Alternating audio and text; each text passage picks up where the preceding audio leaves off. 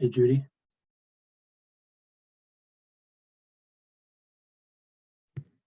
Hi.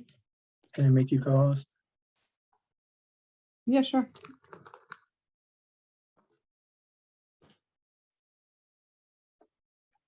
Thank you. I don't know how to do anything, but that's fine. Yeah, me neither. Perfect. I'm ripping through these directions. So, oh no.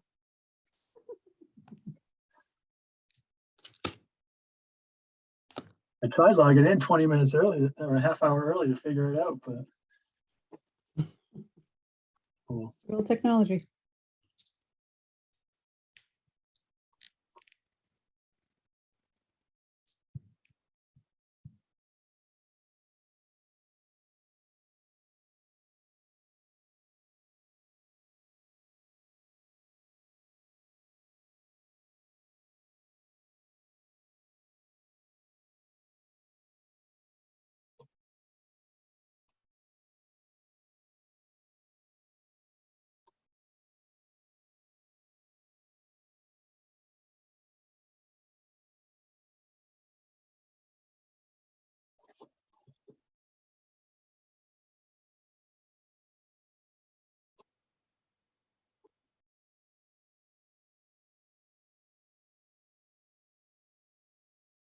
Jimmy, you're on mute.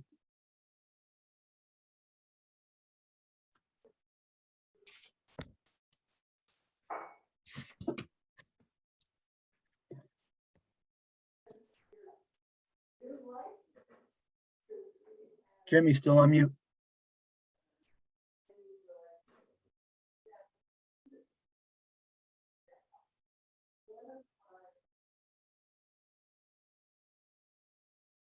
Hi, can you hear me now? Yes. Yep. Yes, sir.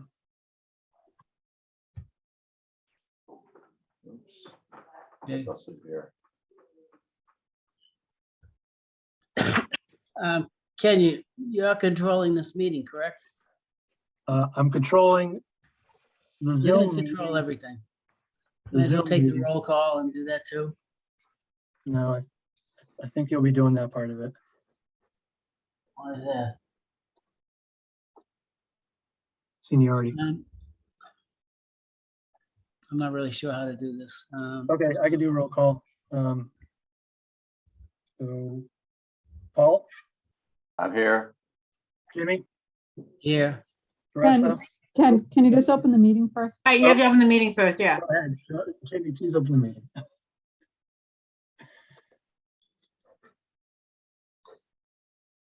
okay, we're gonna open the meeting for the Conservation Commission. The first item, I'll do a roll call, see who's here. Can you call out your name to? Well, just go through the list here. Ken, you're here. Jimmy, I have a, yep, here. Teresa, Here, I'm here. Who else are we missing here? Paul is here. Paul is I'm here. Yep. I think that's all we have, right? That's all we have right now, yes. Because Is Peter on? Peter is in Ohio visiting his mother. His mother is sick. And so we're just gonna Savannah? go. Silvana might come in late. She's got a something till 7. Or she's gonna try to get here by 7. I think it was one of those two things. So do you want to get started?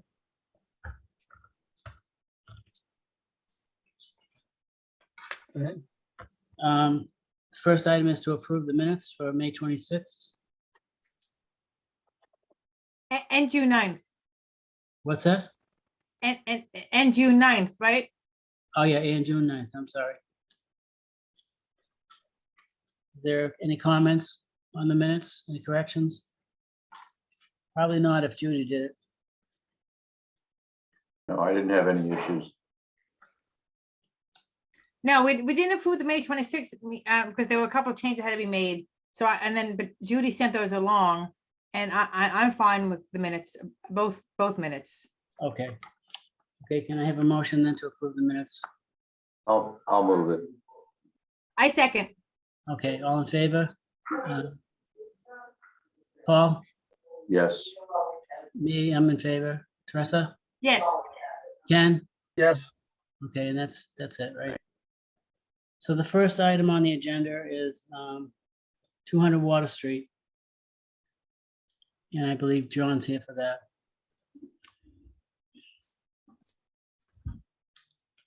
Hi, good evening, John Ogren, Hayes Engineering.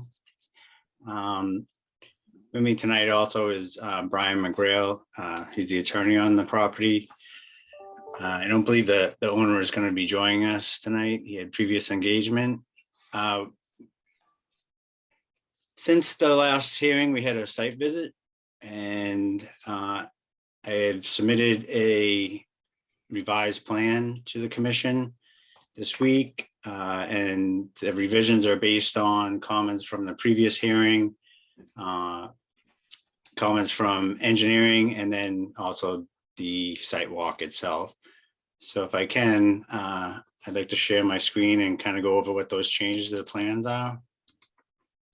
Okay. Ken will help you with that. working on it.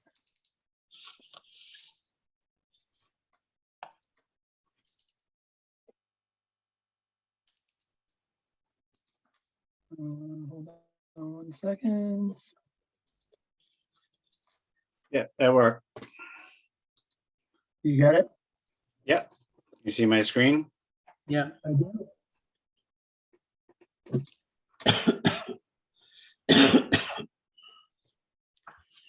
So at previous, in the previous meeting, and like I said, the site walk, there were comments in regards to the improvements or enhancements that were out in front of the building, specifically the parking lot and the area that we were going to pave.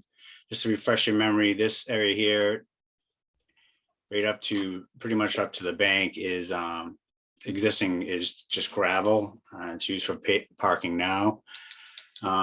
So we took another look at this parking to see if we could maybe make some improvements or move some of the activities a little bit further away from the river. So essentially what we did was we moved this edge of pavement here, move this over, and that was able, from that we were able to remove about 75 square feet of pavement.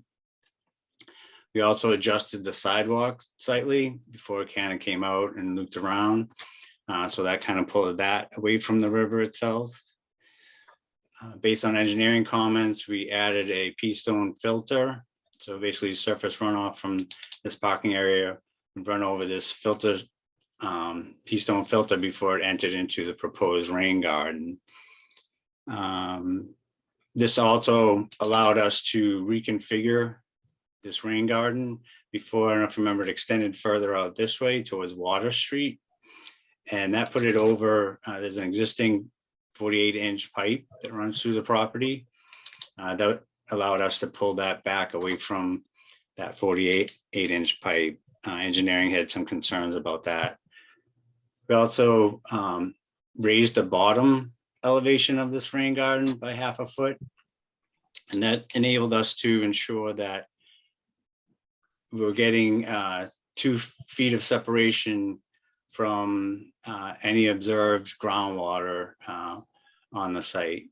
So there were a couple of monitoring wells on the site, and we had taken some levels there in the past, and the highest one was 160.5, and now the bottom of this proposed rain garden is 162.5. So it's 2 feet above that. So We John, also, yeah. John, how does that affect your flood storage? Well, we redid the calculations based on this reconfiguration, and we still, there's a table here. That table's been all modified then? Is what you're telling me?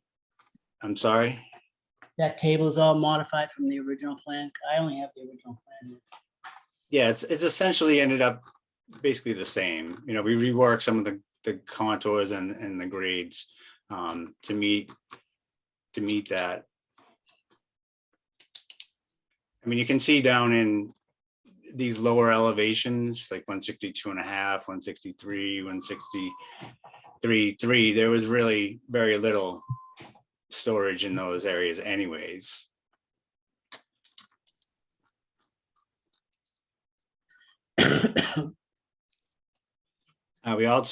There was some concern about this curb cut, on the additional curb cut we're proposing. Yeah. And proximity to the river. So before this was 24 feet wide, we narrowed it down to 20 feet. We added some additional landscaping along here and a tree here. If it shows a little better on, we have a detail sheet. So this would be the river over here. We've added plantings, obviously in the rain garden itself, and then some additional plantings here and a proposed tree out at Water Street itself. And then the other thing that kind of came up out of probably more from the site walk was, this property continues on and we have a second sheet. So this is the existing building here. And there's a crossing of the river, and then there's an area of stone dust in the back for parking. It was brought up, suggested on the site walk that, maybe we could look to take some of that area and basically allow it to return to natural vegetation. We're proposing to go in and remove any trash or any debris that's in there, and then remove any invasives and basically allow that to, come back naturally to, basically riverfront area.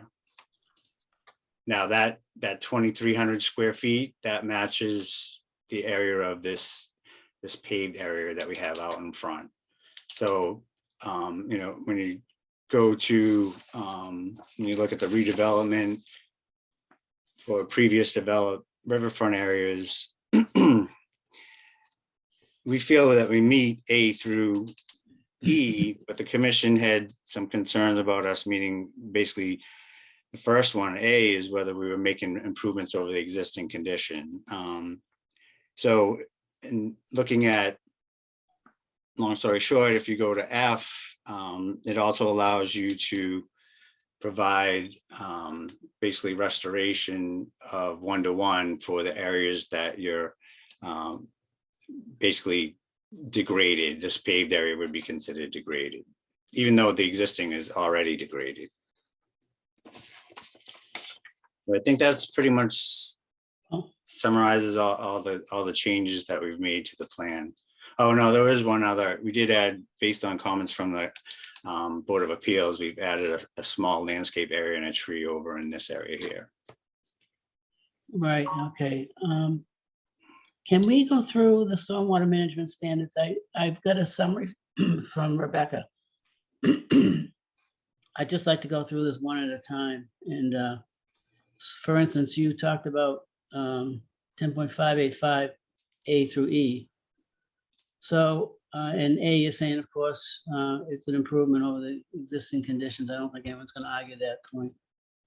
Stormwater management provided according to the standards. So what standards is stormwater management providing? Well, the standards for an area such as this, where it's already degraded, the standards is the maximum extent practical. So we're only required to meet the standards to that extent. That being said, hold on a second, I gotta pull up. I believe in the stormwater management report that was submitted.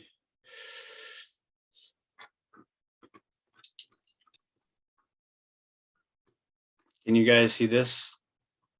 Yeah.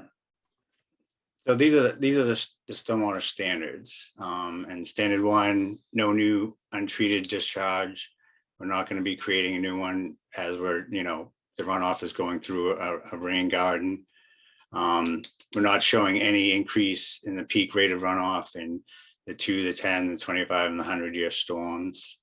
And in terms of groundwater recharge, we'd be required to essentially be recharging almost 19 cubic feet. The rain garden provides basically 188 cubic feet of storage. That also goes to the water quality volume, which this is to a critical area, outstanding resource area. So essentially you need to treat 1 inch of runoff. And again, the rain garden is designed to provide that storage, that treatment volume. Standard 5, there's no higher pollutant loads associated with the project. As we stated, critical areas, Saugus River is an ORW, and we've designed for the 1 inch of 1 inch of rainfall over the impervious area. And then 7, this is a redevelopment project, talks about subject to the standards only to the maximum extent practical.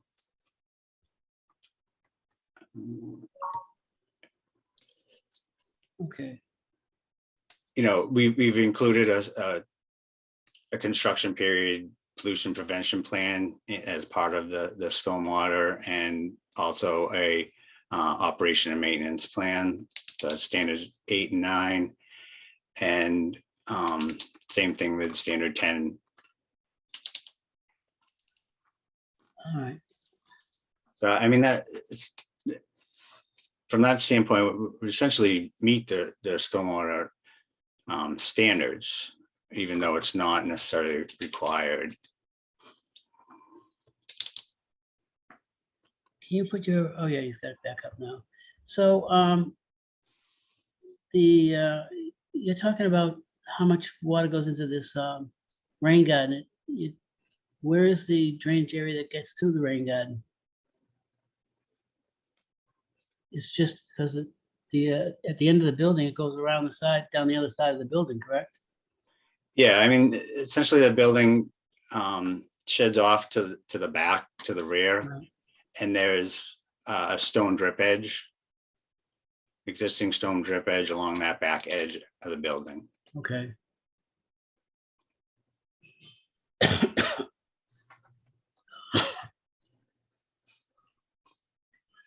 Where is We the, can see that on the sidewalk, Jim. It was I- definitely, I wasn't on the sidewalk. I missed. yeah.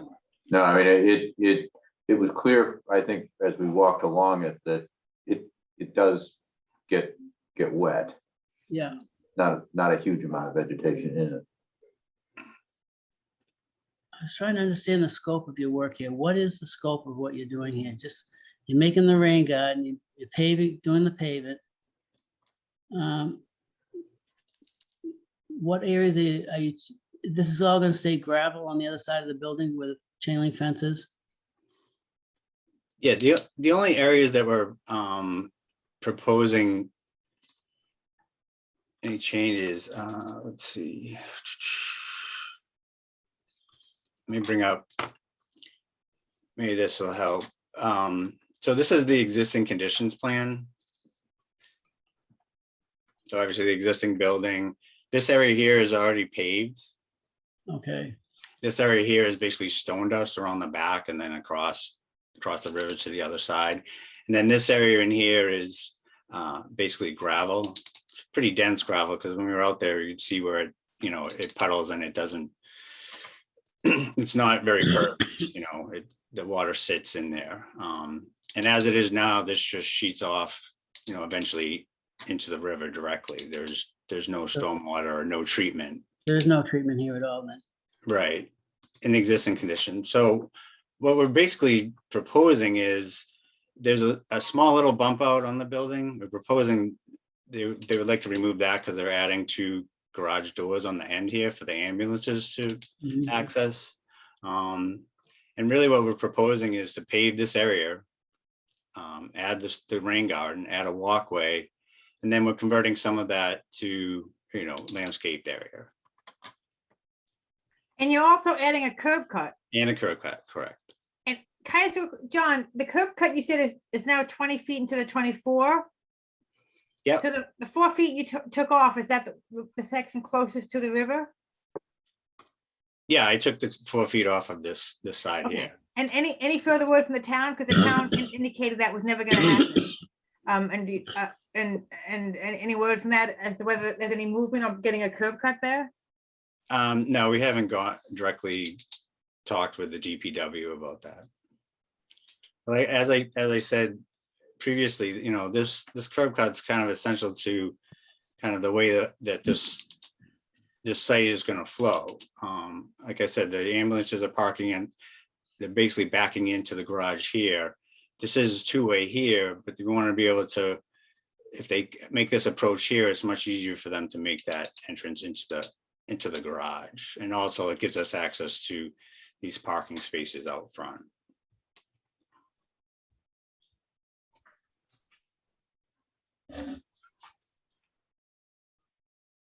And then, John, didn't you say too that you're gonna grade the area you're paving so it would flow to the rain garden? Yeah, this is all graded so that it will essentially it will come down. It's not really shows on this. I took off all that detail, but hold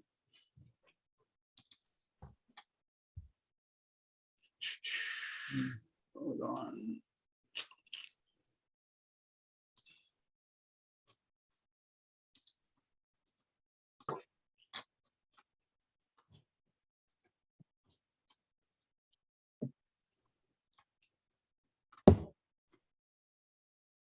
Yeah, so essentially this is the low section in here, like 160, 163.6, and then this contour here is the 164.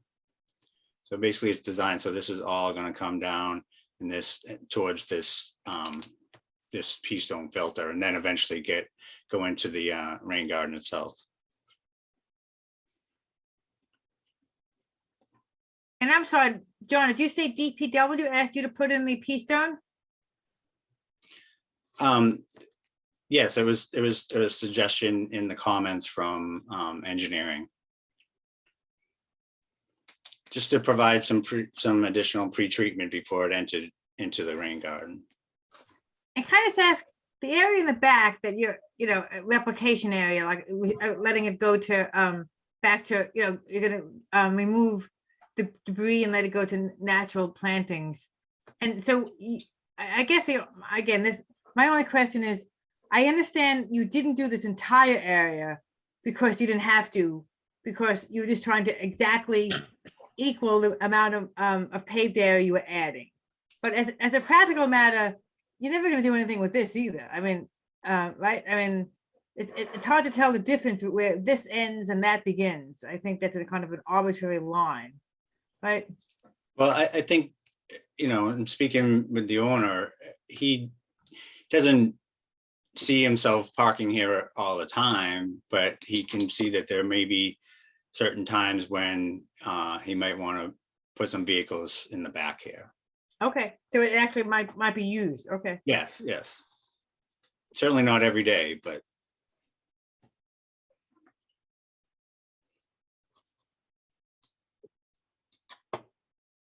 Was there a conflict with the that culvert or that DPW mentioned or engineering mentioned that maybe your rain garden was over the culvert, or there was a little discrepancy with that? I think you're talking about this 48-inch pipe. Yep. Yeah, they were concerned about putting the rain garden more, I think, not necessarily a conflict, because this is down at, this is like at 160, 156.5, so it'd be like 165, 60.5. So the rain garden would be above it, but I think they were looking, if you ever had to go in there and do repairs on that pipe, then, the rain garden would be something that they would have to deal with. So we were able to pull that back off of that pipe, so it doesn't interfere at all. Okay, thank you. And you maintained the volume in the rain garden at the same time. Yeah, we gained some basic really area just by like I said, we pulled this paving before came out here. So we pulled some of that back, and we also pulled this walkway back. So that gave us some more room to work with. And what's gonna be the boundary between the walkway and the proposed rain garden? What is that little? There's just kind of a small planting area. We're proposing a post and rail fence along here. Okay, Just to kind of keep people, out of it. and are the same number of parking spaces there were as you presented before? Yes. Same number of spaces. We just took out the pavement here. I mean, it makes this movement into this space a little more difficult, but like I said, I thought the goal was to try to get more of the work away from the river. Yes.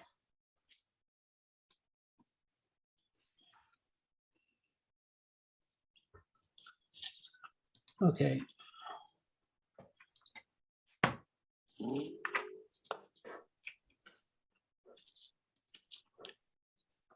John, I have to tell you, I'm kind of struggling with this because I haven't really looked at it.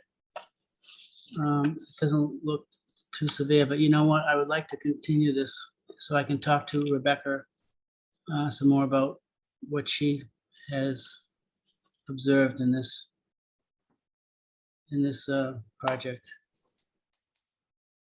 If I could, this is Elaine. If I could just add in here, Rebecca left me some notes if you want to hear them. Oh, okay, I didn't know that. Okay. So, I can One of the barely hear things- you though. all right, let me turn up. Is that better? Better volume? It's a little better. Okay. All right. So one of the things she talked about was the area in the back that is to be revegetated with natural vegetation.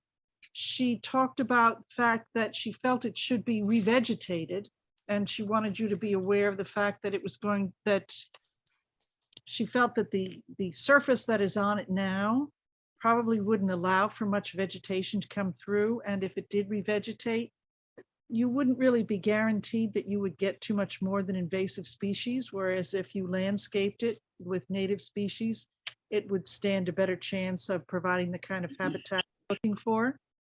Elaine, is she talking about the area that John showed as being that area? Yes, I believe so. Right, so more than just leaving it to removing the invasive species and removing the debris in there, but actually removing whatever surfaces under that growth. I Yes. got it. It's hard to say what that surface was, I have to say, but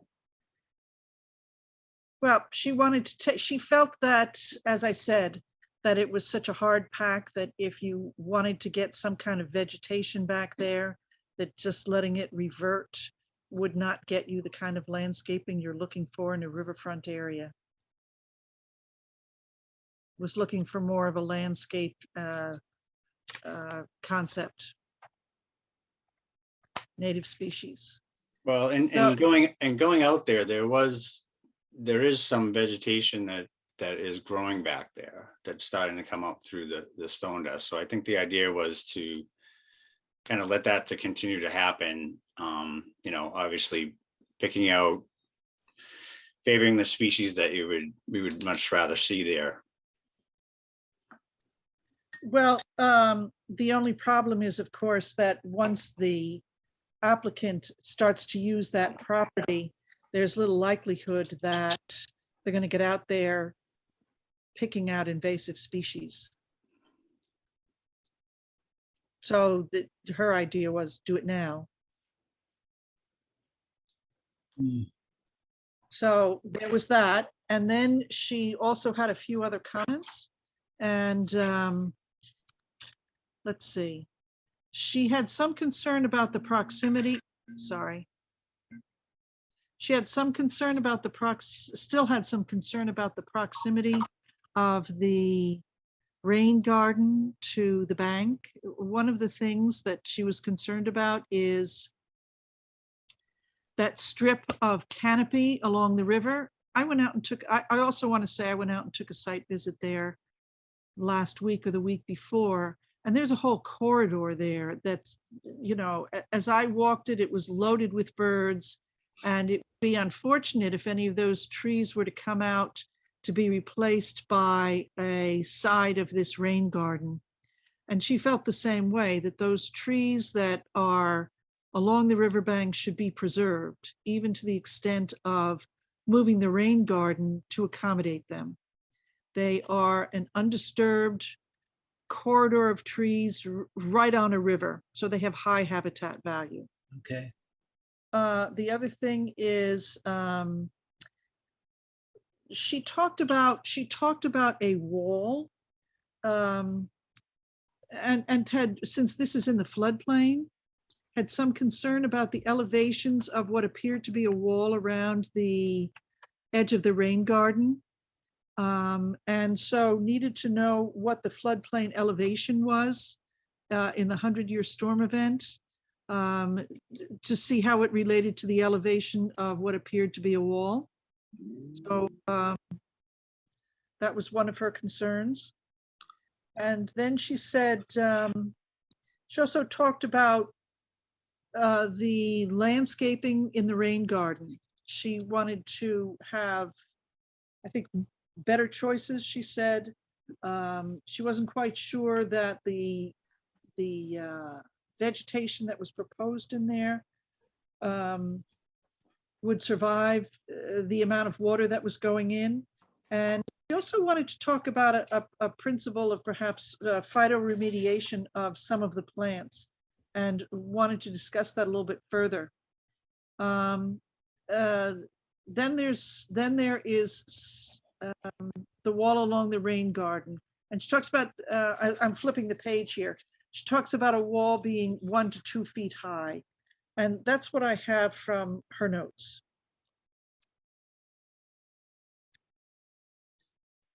Do you have a planting plan for the rain garden, John? I do. We're proposing this rain garden basically at the edge of what's gravel now. So we're not proposing it in the area where that tree corridor is. Are you touching any of the trees over there, John? Are we touching what? Are you removing it? Are you touching that area at all? Are you doing anything to that area where the trees are? No. No, and that's part of the reason why we had the wall, so that, you know, we're not cutting into slopes or whatever, we're just cutting down. And again, it's only, the rain garden itself from the existing grade is 1.5 to 2 feet deep. It's not very deep. And as far as, this is our detail of our rain garden that shows the plantings that are being proposed. This dash line is the wall that surrounds. We also have a detail of the wall itself. It's just basically, you know, concrete blocks. And again, it's a fairly, not a very high wall. Is it going to project above grade, John? It's pretty much just to get it back to grade. So the top of this wall is basically going to be at the existing grade.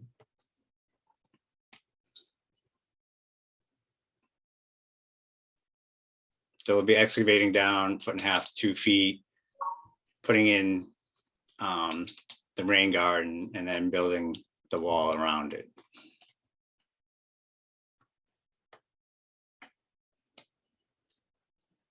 Elaine, does putting a wall like that present an issue with flood? No, I don't think so. I think understanding that the location of the wall will not necessitate the removal of trees was the biggest issue. So as long as that is the case, and really that the wall is there to pull it back from the trees, should address her issue. It's just things are very tight out there on the plan. So just wanted to make sure. No, it is very tight. Yeah, so this proposed, the back edge of the wall is pretty much right at the, when you're out there, you can see where the gravel has kind of been pushed up, kind of up against that line of trees in some places. We're talking about putting it right at that edge of gravel. I don't anticipate any trees needing to be come down for this. Okay, all right, that should address that concern. And then there was the other one about the, let's see. Oh, some concern about the floodplain elevation and how the various different storm events would interact with the rain garden. If you would want to comment on that. Well, yeah, the floodplain elevation is 164.90, the 100-year. So in that 100-year flood event, the rain garden itself would be flooded, Okay, along with, you know, a good portion of the parking lot itself.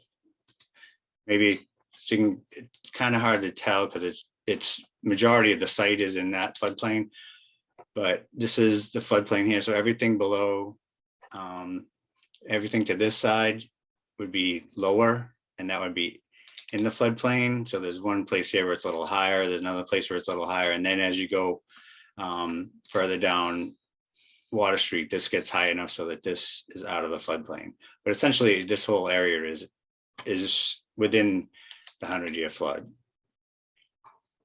okay.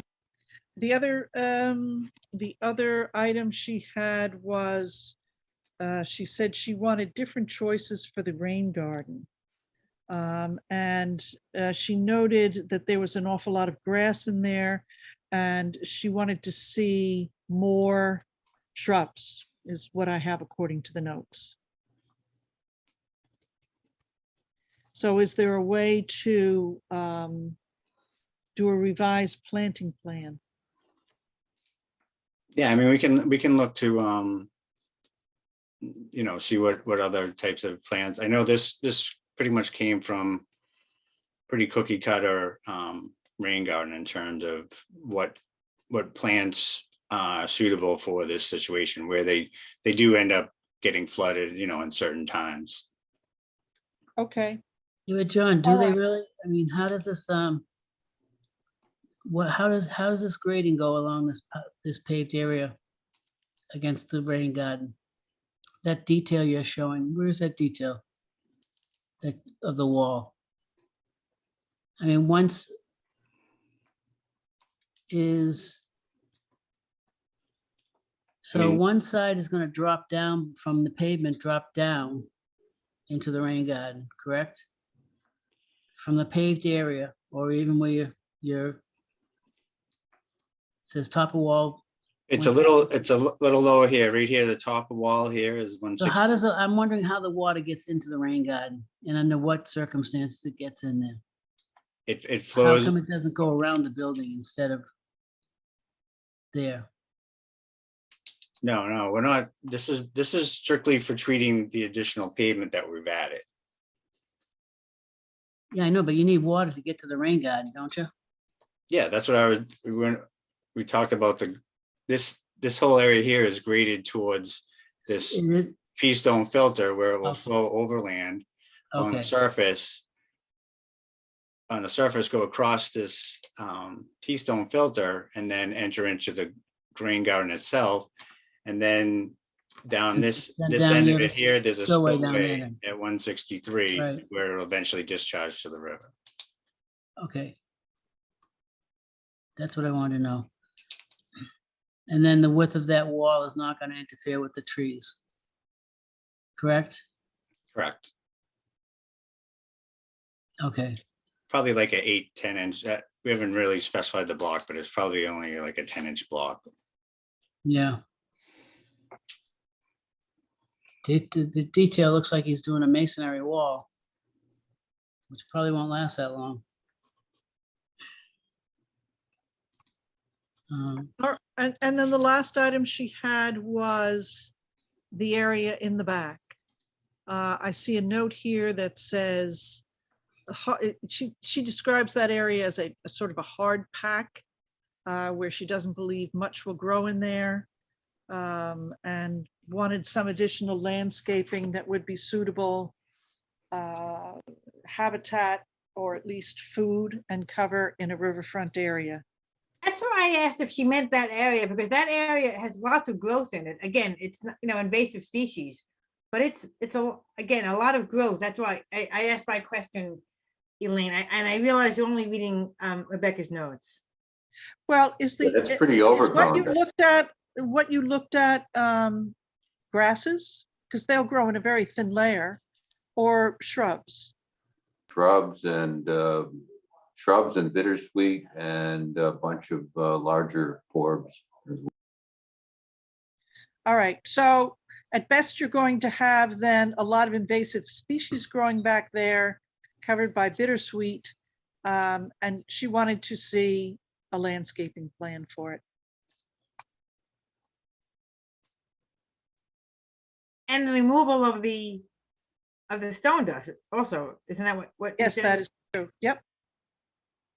Can you do that without destroying what's in there now vegetatively though?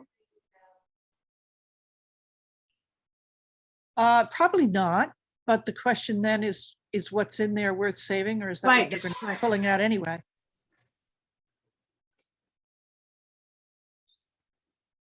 We didn't walk it far enough into town. I don't- Yeah, it was completely overgrown. We did not walk all the way back there. Mm. I guess one thought I had, I don't know what others think, is that maybe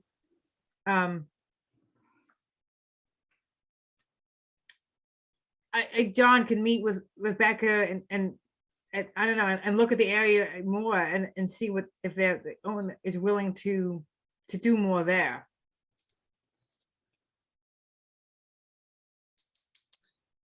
Yeah, why don't we do that then?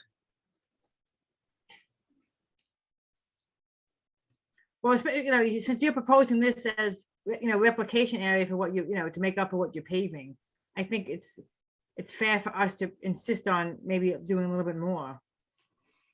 Well, I will push back on that a little bit in that, again, I feel that we've met the qualifications A through E, and that, I kind of look at this one-on-one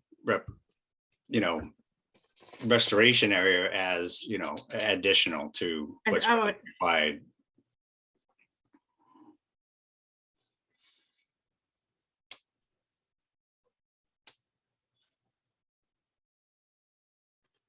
Yeah, I'm just looking at 10.58 A through E, John, as you said. So we decided A is met because it does improve. B is met because it meets the stormwater standards.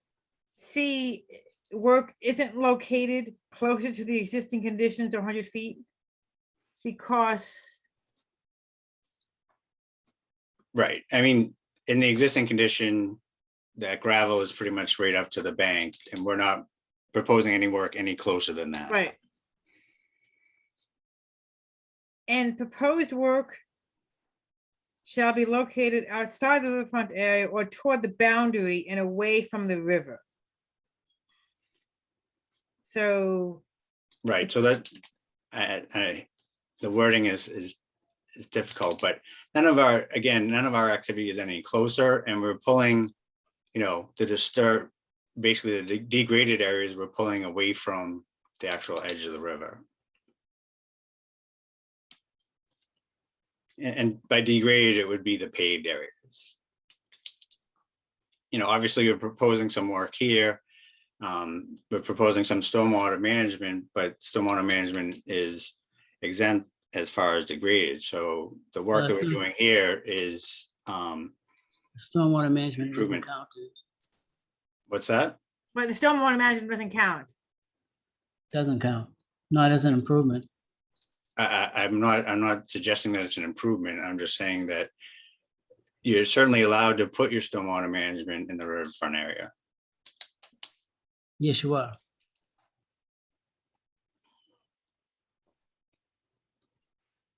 I don't know, I think I think we still have grounds to ask you to do some modifications down that end of the project.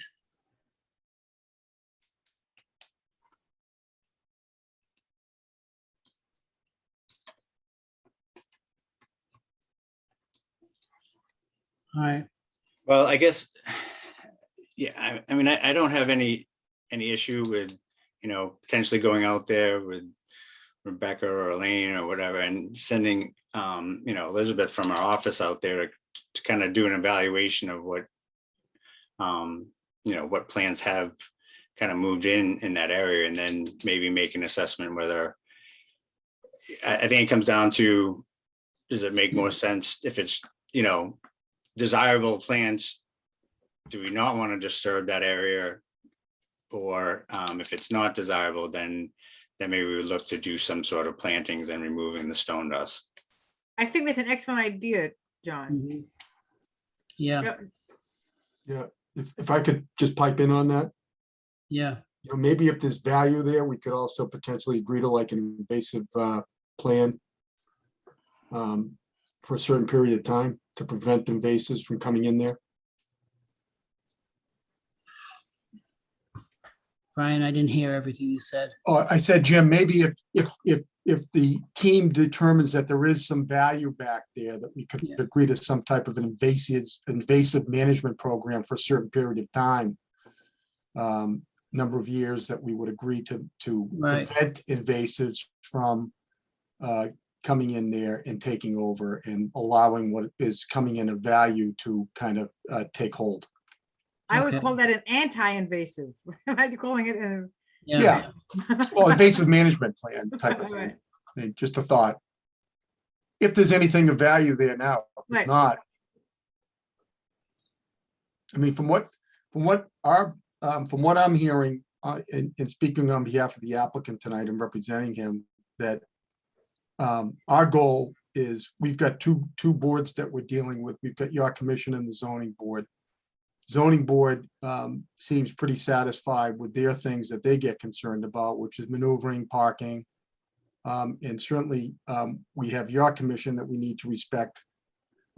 We also have some time crunches that we're going into the summer months of permitting, which is kind of a nightmare from a schedule. So like the zoning board meets on the 13th.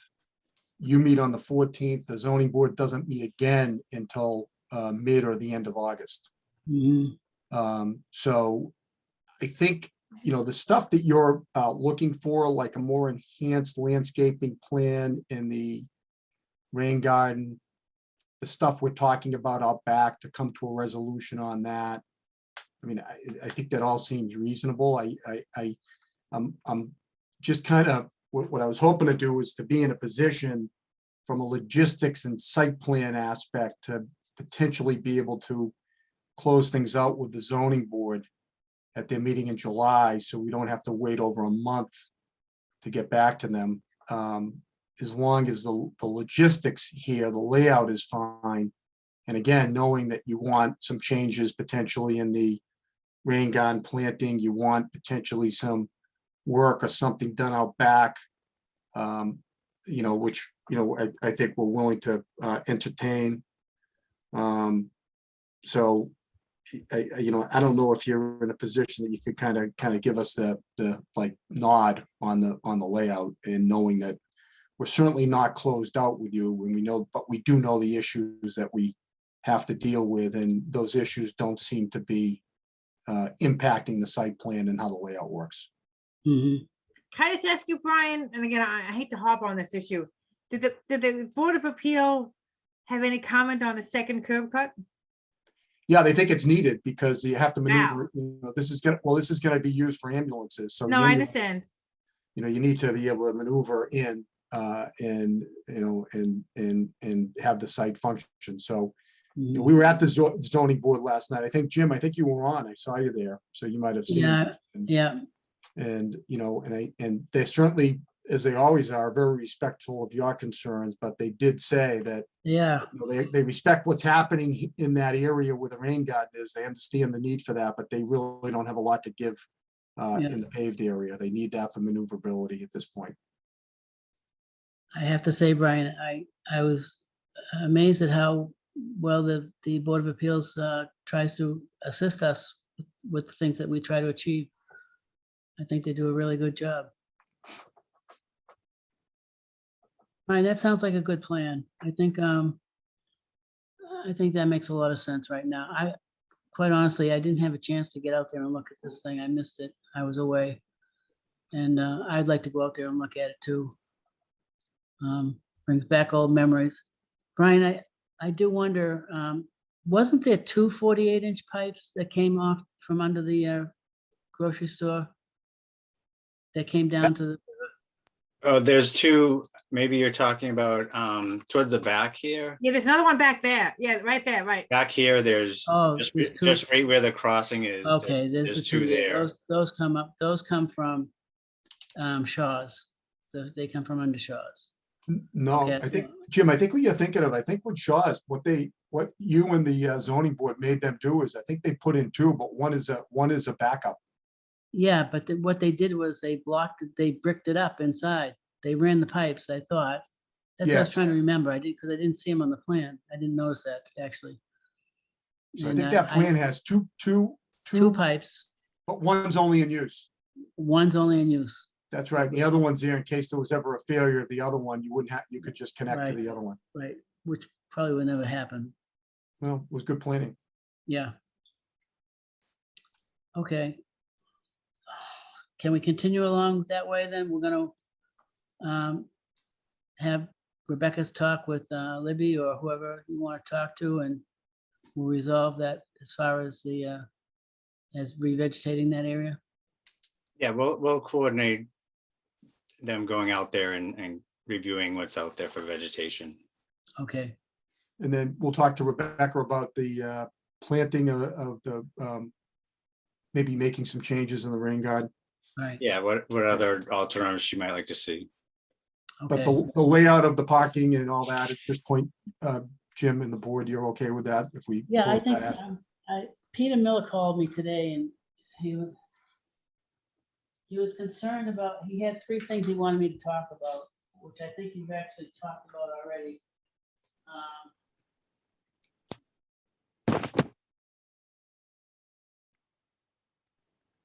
Well, actually, the curb cut was one of them.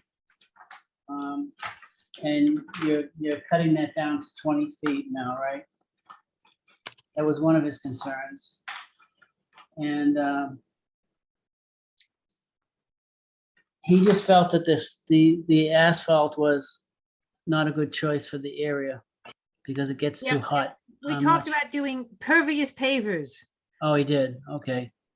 right? And John definitely did not like the idea of pervious pavers. No. No, I don't know that would work either here. I'm not a fan of pervious pavers. But those are the two issues I think that he was kind of concerned about. I don't see there be any changes in the footprint. I don't see where you could change it. We can't from a functional standpoint, but Yeah. Yeah. All right, so can we continue this? yeah, knowing that, it makes sense. And that way everybody can take a look out back and figure out what's practical to do back Yeah. there and what's gonna be best. Yeah. Okay, I'd like to ask one last question, just to make sure that I haven't left anything unaddressed. And John, I'm assuming you got a copy of the town engineer's review dated May 25th and the drainage report comments? I did, and Okay, and we- those we are all went- addressed? We went through and addressed, I Okay, believe, all the comments that they had. okay, all right. I just wanted to check on that. Thank you.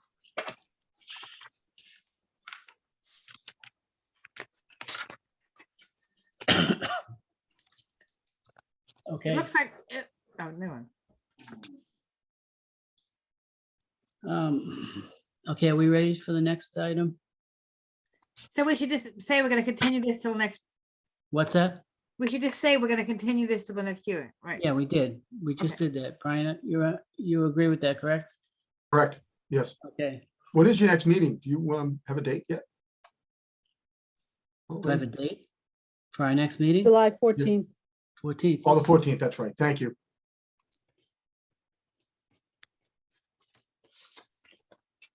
All right. I don't know who's on for the next one. 711 Audubon Road. Is that you, John, or is that Anthony? Anthony is on vacation, so Oh, now it's you. you're stuck with me. Oh, God. I just want to kind of quickly, I don't know how far we're really going to get tonight, based on the fact that we just received this afternoon some comments from engineering department. Yeah, And, you know, it basically the comments talked about, you know, digging some test holes, and, you know, they were looking to do that prior to project approval. So yeah. I don't see how we're going to be able to, obviously, we weren't going to be able to satisfy that tonight. Yeah. I But did want to. Okay. No, go ahead.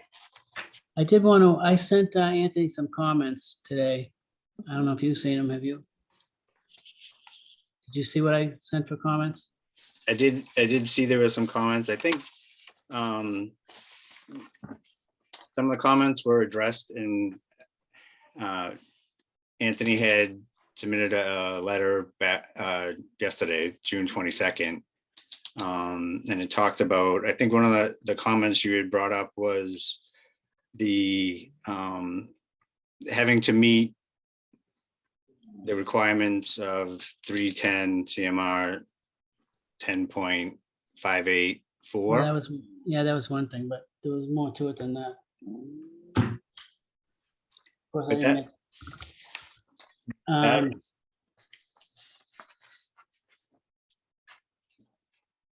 that requirement is if there's no degraded areas at all on the property, which is not the case on this site. if there is no degraded area at all. Yeah, let me find it here.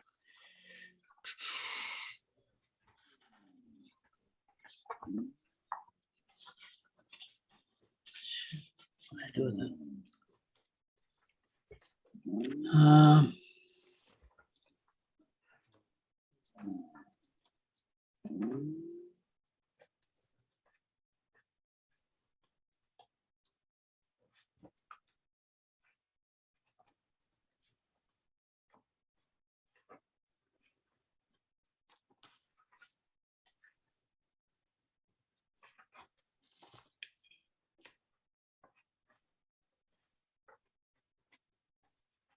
Yeah, I mean, I don't know, I can't put my fingers on it, but essentially what it says is that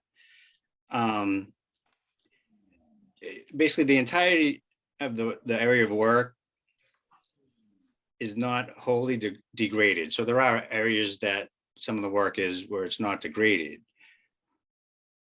But because the areas of the entire, there are portions of the existing parcel that are degraded, you know, building, parking areas, et cetera. It exempts the project from the requirements of 1058-4. I think basically what it's saying is that if you had a building and parking, you have riverfront area on your property, Right.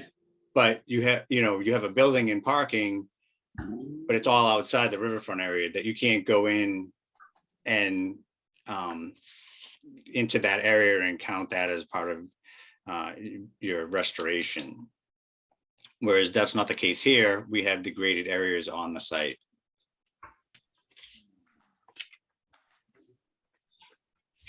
Yeah, it does say, you only go to, right, this is, you go back to 10.584. If, no, again, if no portion of the riverfront area is degraded. and you're saying there is, the riverfront area is already degraded. Yeah, there's degraded area within the riverfront. Yeah, I couldn't figure that out myself, right?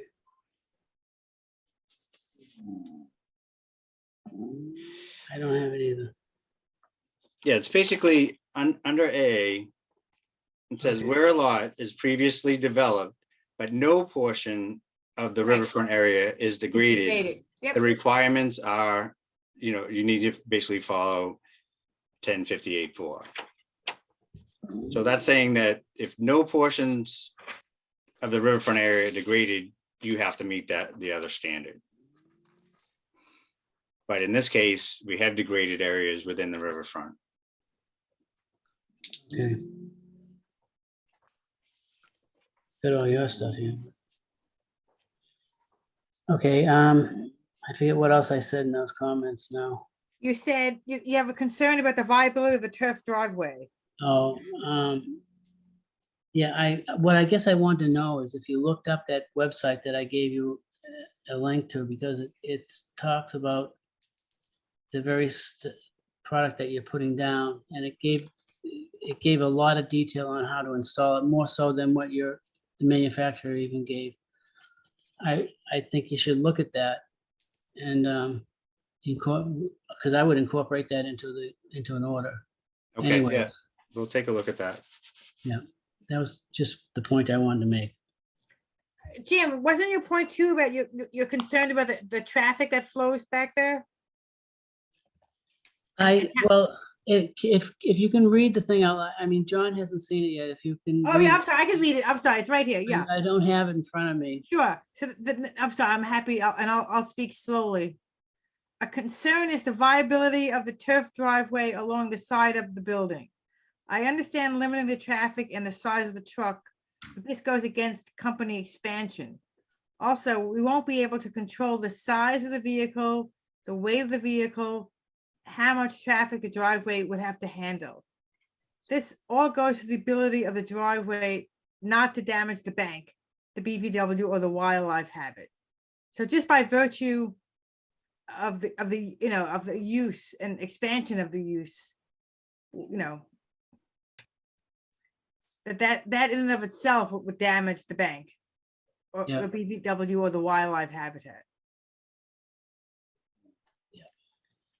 Well, I mean, as I understand it, this loading area or this access to the building is going to be pretty limited in terms of its use. I mean, Yeah, if but you're you asking can't- how do you police that, I don't have an answer. You can't police that. The owner could die tomorrow and someone else would come in there and put a high rise. I mean, you don't know what's gonna happen. I don't think you can condition anything that way. But, all right, well, I guess we can talk, there's more to talk about there, so when. I mean, it's only designed for an SU-30, truck to get back there and make the turnaround. So, I guess it's somewhat limited from that standpoint. Well, but- it'd be limited by the truck that you want to put down there, but you want to put a 30-foot box truck down there. I think that we need to see what that looks like. All right, so I guess that's all we're gonna do with this right now. If I could say something, John, I did not know anything about the test pits, but I know we did several of them, I believe 4 or 6 of them back in, I want to say maybe March or April. You guys were on site during that time that we dug those. I understand that. Unfortunately, they were not witnessed by the engineering department. I'm not familiar with what happened. Okay. There's several times that we let them know that we're out there and we're the only ones out there. So I don't know if that's what happened this time through. So they did request that we go out there. Yeah, I mean, I apologize that you haven't seen it, but I honestly got it, I don't know, 3:30 today or something. And then the Pretty other thing fresh. is, what do we need to do to get the approvals to put this in so that we can accommodate the tenant because we're losing a lot of time, and we're going to be in jeopardy of being able to service the tenant. And if there's some requirements beyond what we've already done, so I thought based on the last meeting, we had to give up an additional 5 spaces to meet the requirements set forth by the DEP, and everyone seemed to be on board with that at the last meeting. And then we seem to have a whole list of new items today that didn't come up before. If there's signage that needs to be put in place to restrict vehicle weights, certainly the size of the vehicle is restricted just by the way that the site is laid out and the ability to turn around. The block driveway has a limit, which I think, going from memory, talking to Peter, it was around 70,000 pounds. Certainly the box truck that would be allowed to go back there to drop off equipment is going to be nowhere near that. I mean, it's designed for, heavy fire truck use. We have similar type paver systems in other buildings, not in Wakefield, but yeah.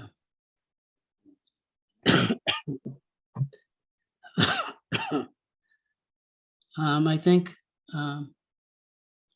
we're just not done with the review yet. So I think there's more issues to be resolved, and we'll just do that as quickly as we can. I mean, the only thing I would ask, and we've tried to accommodate any and every request, as well as obviously meeting the rules and regulations. But if there was a way to get a list of the specific items that you need us to address, we'd jump on it right away and try to make every one of those accommodations. It's hard, every couple of weeks to get something different, and then we sort of go down a different path. And I can't provide anybody, owners or the clients, any updates. So, Well, again, Jimmy's summary of what he's looking for gives you some information. I don't know if you've seen that, and that went out to Anthony, right, Jimmy? Yeah. Probably because he was on vacation. That's probably we didn't see it, but Yeah, so you have that. okay. And Jimmy asked if you can summarize the stormwater management standard you're applying, and more information about how you access this area in the winter and how you plan on handling snow removal. So again, you have some more information that's been requested. Okay, John, if you guys could send us a copy of that, that'd be great. Well, doesn't Anthony already have it? Yes, Anthony has the email from Mr. Luciani. And Anthony. But again, it only, it came today. It came today, right? And he sent me back something today too. So he was coming up with some ideas too. Potential conditions for. I think that was from Rebecca. No, it's from Anthony, I believe. Is it? I mean, it's on Hayes Engineering paper. I don't know. I was assuming it was from Anthony. He's on vacation though today, so. Well, yeah, but he must have access to a computer maybe, or. Well, he was in the morning. Okay, so then because this went out early this morning. Well, anyways, I guess I understand your concern. We are gonna work, we work at it. We've got another meeting it's probably gonna take to resolve this thing. But there is some information we need. Okay. And it doesn't sound like it's a lot of information. I think how Bill just has to observe some wells. You dig some wells, I guess. Is that what we're talking about? I guess. Yeah, he was looking for us to dig some additional test holes. Yeah. And that's just to guarantee that the soil is sufficient to support the loads. I mean, it makes sense to me that you want to know that. Okay, John, I'll reach out to your office in the morning. Okay, And Jim, just so you know, those notes came from Rebecca. Check your email again. Say that again? Those notes came from Rebecca. These notes on the green paper? Yep, they're Rebecca's notes. Are they really? Look at your email.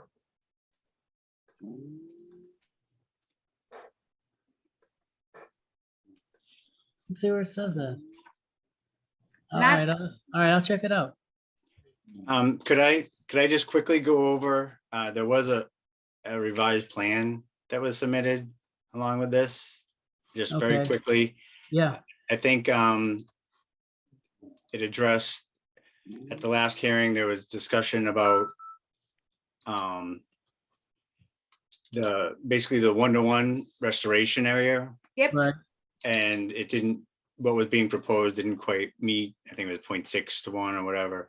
And there was some parking spaces that were under a lease, and I believe, I can correct me, but I guess that lease was reworked so that we're able to take that area and designate it as area to be restored, so that this plan now meets that one-to-one restoration.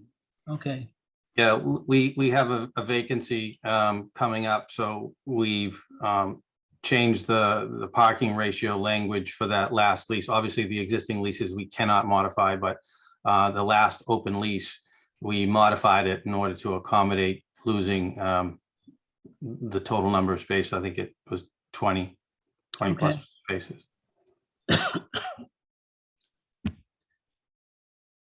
okay. That's all I got. Was there, John, was there any more that, exactly what are you doing with the electric there? Is that still going underground? Do you have any blow-ups of how the electric's going out there? Ground electric? I can speak to it, and maybe the drawing will help as well, but so the electric right now, if you're standing with your back to the hotel, there's a power pole infrastructure going down the right side. Right. The utility company is proposing to replace those poles, because I guess they're older and they're on their docket to be replaced in the near future. So they were to replace those poles and then continue, I think, with one additional pole in the back area of the buildings, and they replace the wiring on it in order to accommodate the new service. And then from the last pole, you can see it drops underground and hits a transformer over by the loading dock stair. Okay, so all along the building line, are there poles there? Yes, And so it's not underground there, it's above ground. well, it currently it's above ground until you get to the second to the last pole, and then Right, from that point, it actually drops underground, runs along the riverbank, if you will, not super close, but along the riverbank, and then wraps all the way around the building to almost the, continues north on the page, and terminates pretty much where it says concrete pad AC units yeah, transformer. So that is where that service terminates today. Eventually, once the new service is in, all of that conduit gets removed and the wiring, because that service goes away. And Yeah. and then obviously the stormwater for the roof in system chambers are being installed in both locations. okay. But along the building that runs parallel to the BVW, and you're gonna have that wooden rail, where are the pole, they're above ground there? Yes, Okay. All right, that's and all. I believe to the corner where the loading dock is on building 11 or 11 Audubon Road, which is the very front corner. If you kind of shift left on the page, you can see where it says mill and overlay existing pavement. Yes. So that's where the utility services stop for like Verizon and Comcast. And then the only thing that travels beyond that, I believe, is the Wakefield Municipal Gas and Light Power for the existing service. Okay. Okay, I don't have any more questions. Does anyone else have questions? No, Okay. Elaine, do you have anything to add? No, nothing more. Okay, so we're gonna continue this.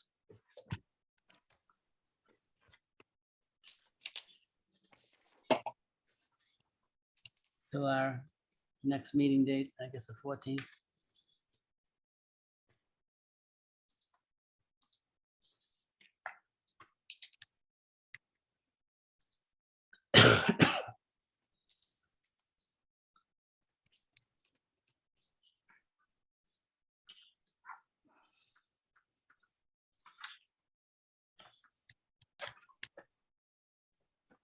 all righty. We all set, John? Yep, all all set. done? Thank you. Thank you. All right, thank you. So is it 8 o'clock? Oh yeah, we're late. Okay, so the next item is 200 Quantipower Parkway.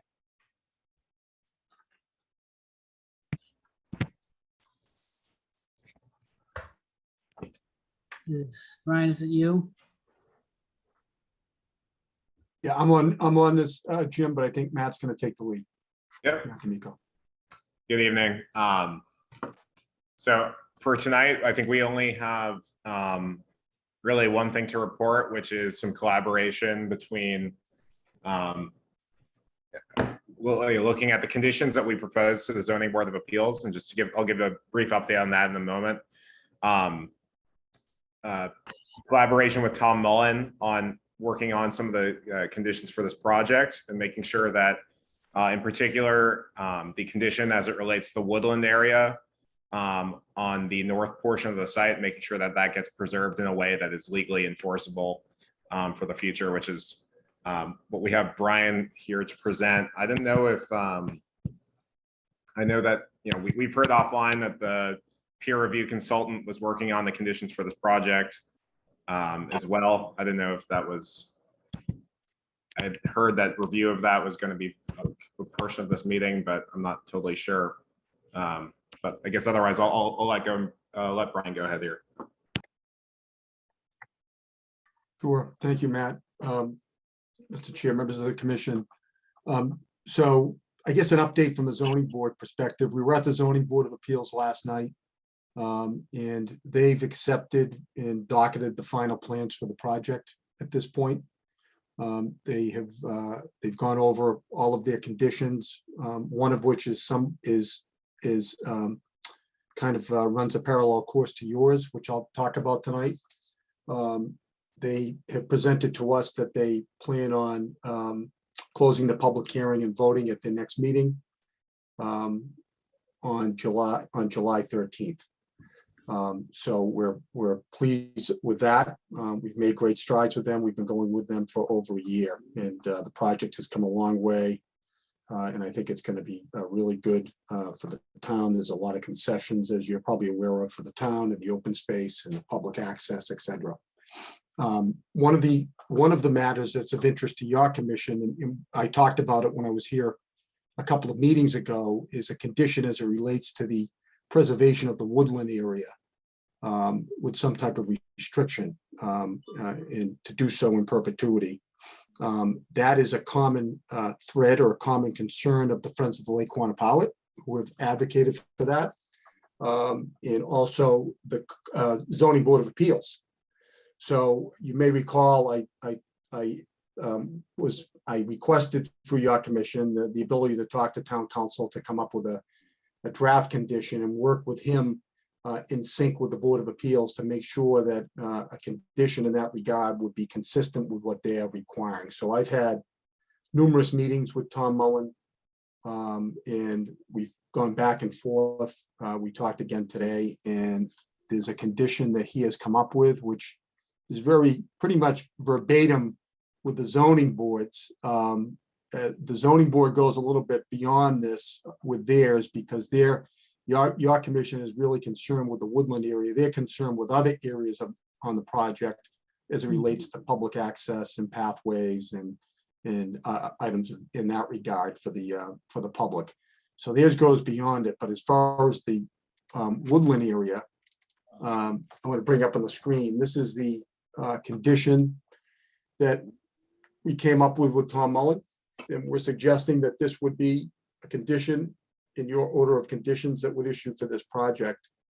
And I will give you an opportunity to read it. I don't like when people read things to me, so I'll kind of blow it up a little bit.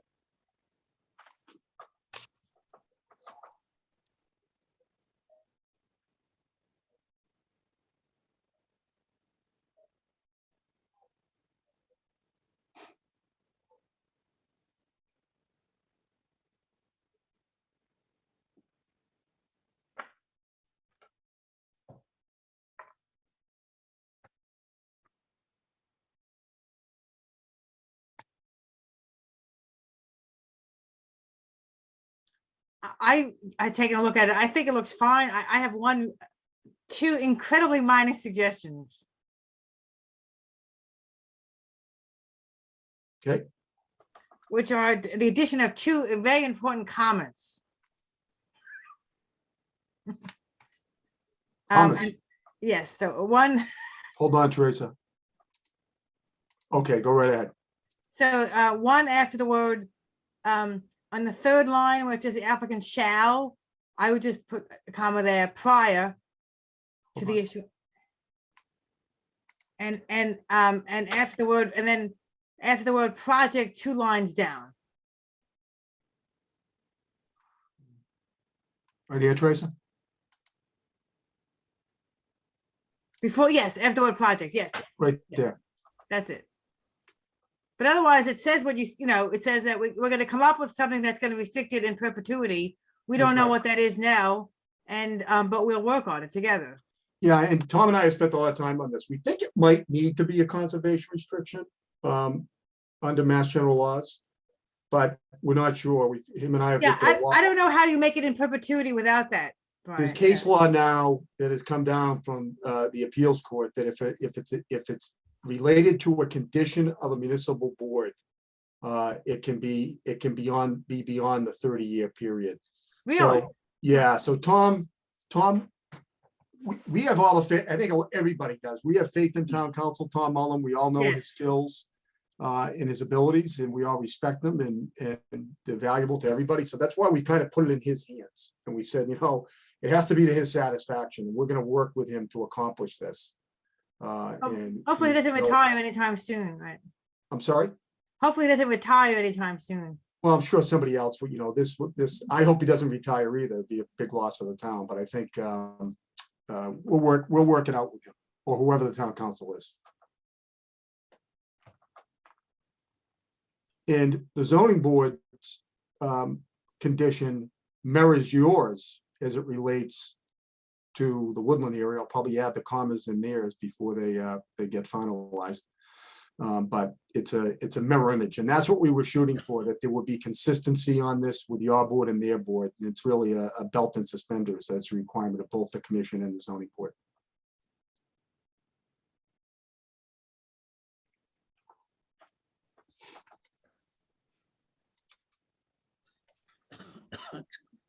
Okay,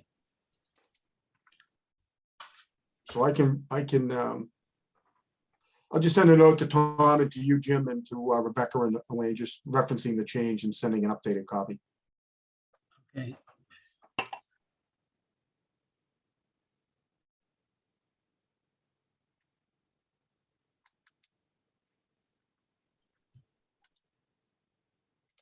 Okay.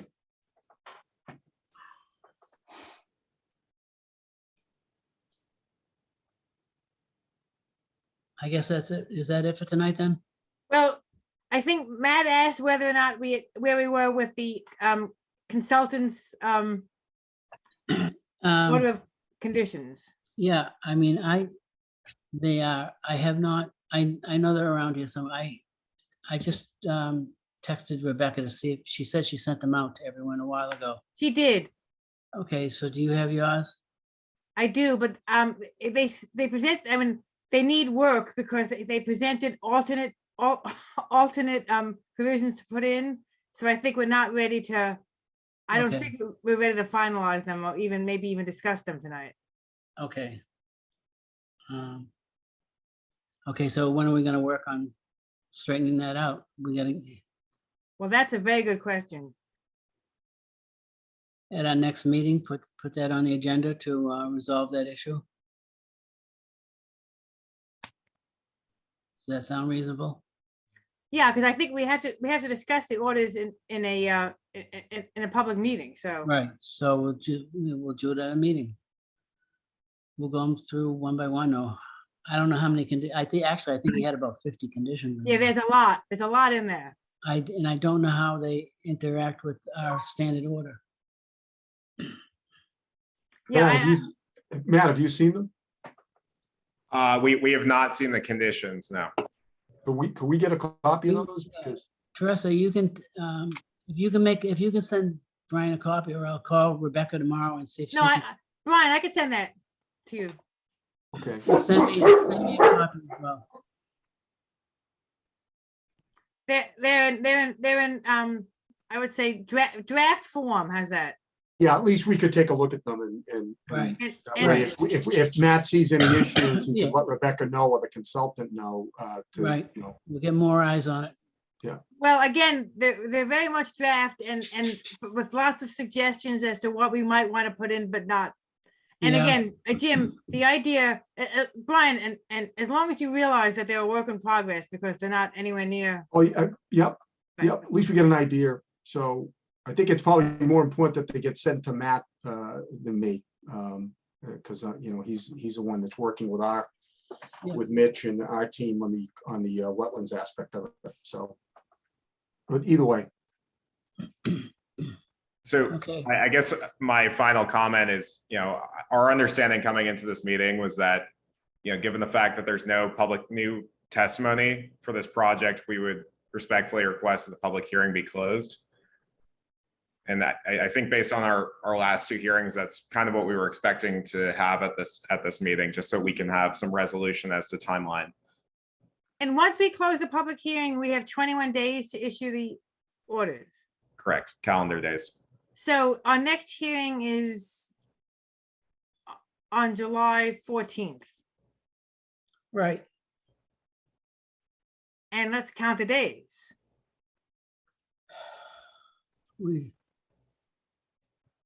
I I think don't, that- I don't think we're I gonna think make I'm- it. Yeah, that's what I'm thinking myself. I don't think we're gonna make it either. We'll have to have a emergency meeting or something to go over this. And should we get Matt, is it Matt Burns, the guy that did it? Should we get him at the same time to go through this with us, or should we just do it ourselves?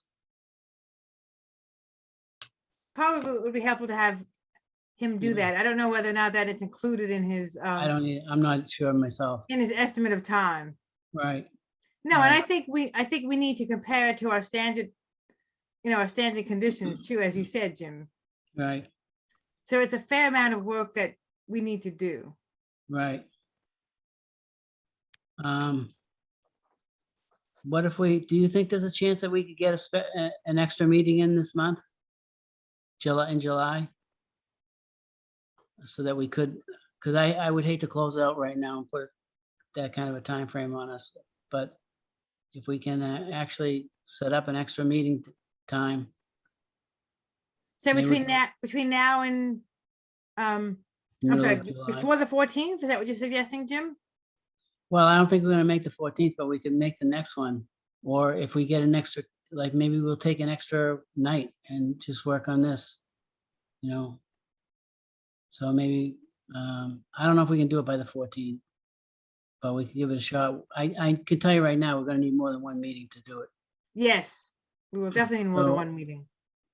So if we're trying to get this by the 14th, we'd have to have something in probably like, next week too. Maybe we could do that. that would be helpful just because, Matt's humble and shy, but from our perspective, time is becoming critical on this. Yeah, And no, I understand. and It's so, been a long you time. know, so, Right. if you could, that suggestion is very helpful if it's a possibility. So Like to put Jim, it- again, again, just suggesting before July 14th or after July 14th? I think So you're that we could suggesting, actually sign it on July 14th. right, you're That's suggesting what- before July 14th. Right. And even if we had a couple of outstanding issues that we could resolve, you know, just as long as we got it signed on the 14th. Has Rebecca or Elaine commented on the draft conditions as we've seen? I have not, no. I No. have- No, Elaine, you still there? I'm still here. Yeah, you haven't had any, have you seen the conditions from, I just got them today. okay. And I know Rebecca's busy right now, so I'm not gonna bother her, so. We'll see what we can do about getting another time set up between now and the 14th, and then if we have the 14th, we'll finish it on the 14th. Elaine, how much notice do we have to give of a public hearing?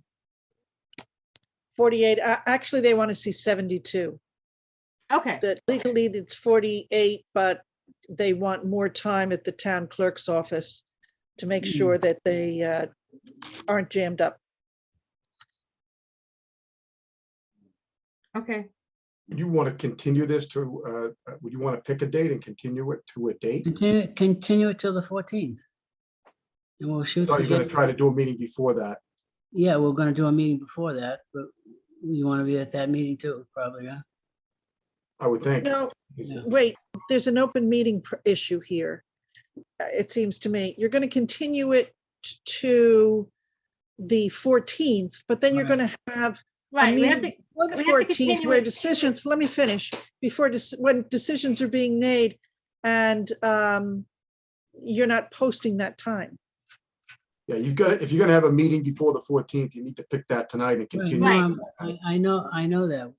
I know that. We've got 2 weeks intervals, right? So if we put another meeting in the middle of those 2 weeks, and then on the 14th, that gives us another day to work on it. so that As long as we gives can us, complete it on the 14th and sign it on the 14th. Right. so Jim, that gives us the 30th or the 7th of, if it's a Thursday of 30th of June or the 7th of July. Well, why don't we just find out who can make what date? I'm going to be traveling end of next week. I could do something on Tuesday, the 28th, if that's viable. Okay, And what about the 7th? 7th, I'm available as well, yes. And and how about you, Jim? I'm available. Either day, the 30th or the 7th, and how about you, Silvana? Yes, the 7th. I'm just looking at my calendar now. Okay, so why don't we say the 7th then? What do you think? I think that sounds good. That's great. Ken, did you say the 7th as well? I can't vote on it, Jimmy, so. Oh, I okay. recuse All right, myself, that's too. right too. Sorry, I forgot about that. No worries. Okay, So the So- only reason, so in order to get a quorum, we'd need, well, we gotta we get just- we- Peter. Oh, we if- just have to check Peter, if Peter and Bob. So I Peter and think we can Bob. say the 7th unless there's some reason that we can't get a quorum that night. right.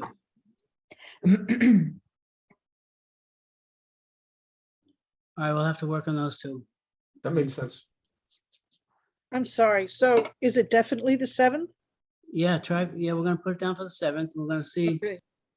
give us a day to contact them and see if they can do it on the 7th as well.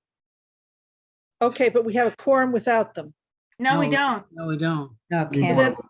how are you going to schedule it?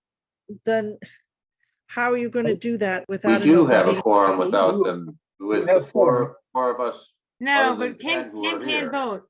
Yeah, but it's Yes, but Silvana. Sylvana's on as Jimmy. well. I am. So we do have a quorum. Jimmy, Oh, I'm sorry. Yes. Sorry. Okay, so we Okay. have a quorum for the 7th. Yep. Yes. do it Okay, for the one other 7th. question, if I may.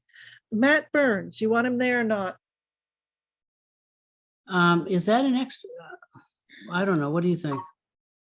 I think we should. I agree. He should probably actually get us through it quicker. Yep. Yeah, why don't we do that then?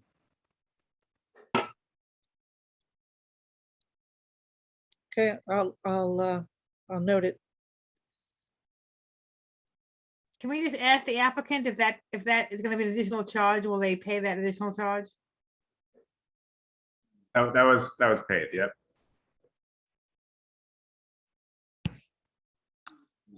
Okay, We add a couple hours to his time, you're not gonna have.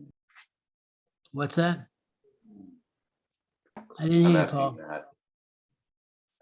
I asked Matt if he ends up with a couple hours for that meeting, that shouldn't be an issue. You don't And- have it? And There's each of no- us should try to look at what was sent, Rebecca sent, and also compare it to our standard conditions as well. Yeah. Agreed. Yes, Before the Agreed. 7th. I agree. Okay.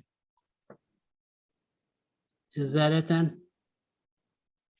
This is Mitch with Goddard Consultant. I was just wondering, Teresa, you said you read it over briefly. Would you mind just giving us some of the conditions that you're expecting to discuss at the next one? That way we're prepared. I think most of them, so Okay. I'm sorry, I'm not really prepared to say what they are. How's that? Okay, all right, I hear you. I guess I'll just say one last thing. So just so I understand from a procedure perspective, so there will be one meeting before the 14th, and the intent is the intent would be to sign on the 14th. Correct, Yeah. yeah, so it'll be continued to the 7th, and then but we anticipate needing 2 meetings. Got it. Yeah, so hopefully we do it on the 7th, and if we don't, we have the 14th to finish it. If we're not done on the 7th, right?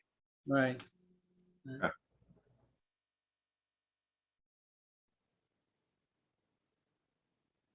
All right. Is that it?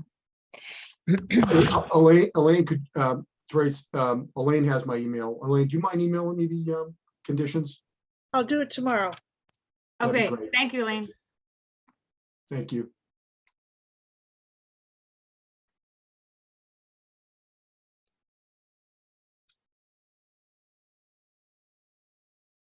Is there any other issues to discuss?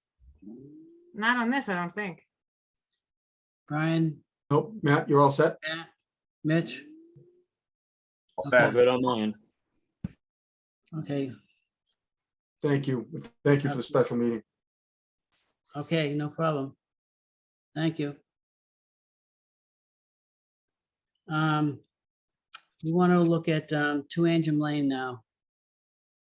Elaine, you have some Yes. information for us? Yeah, can I just make one note so I don't forget? Yep.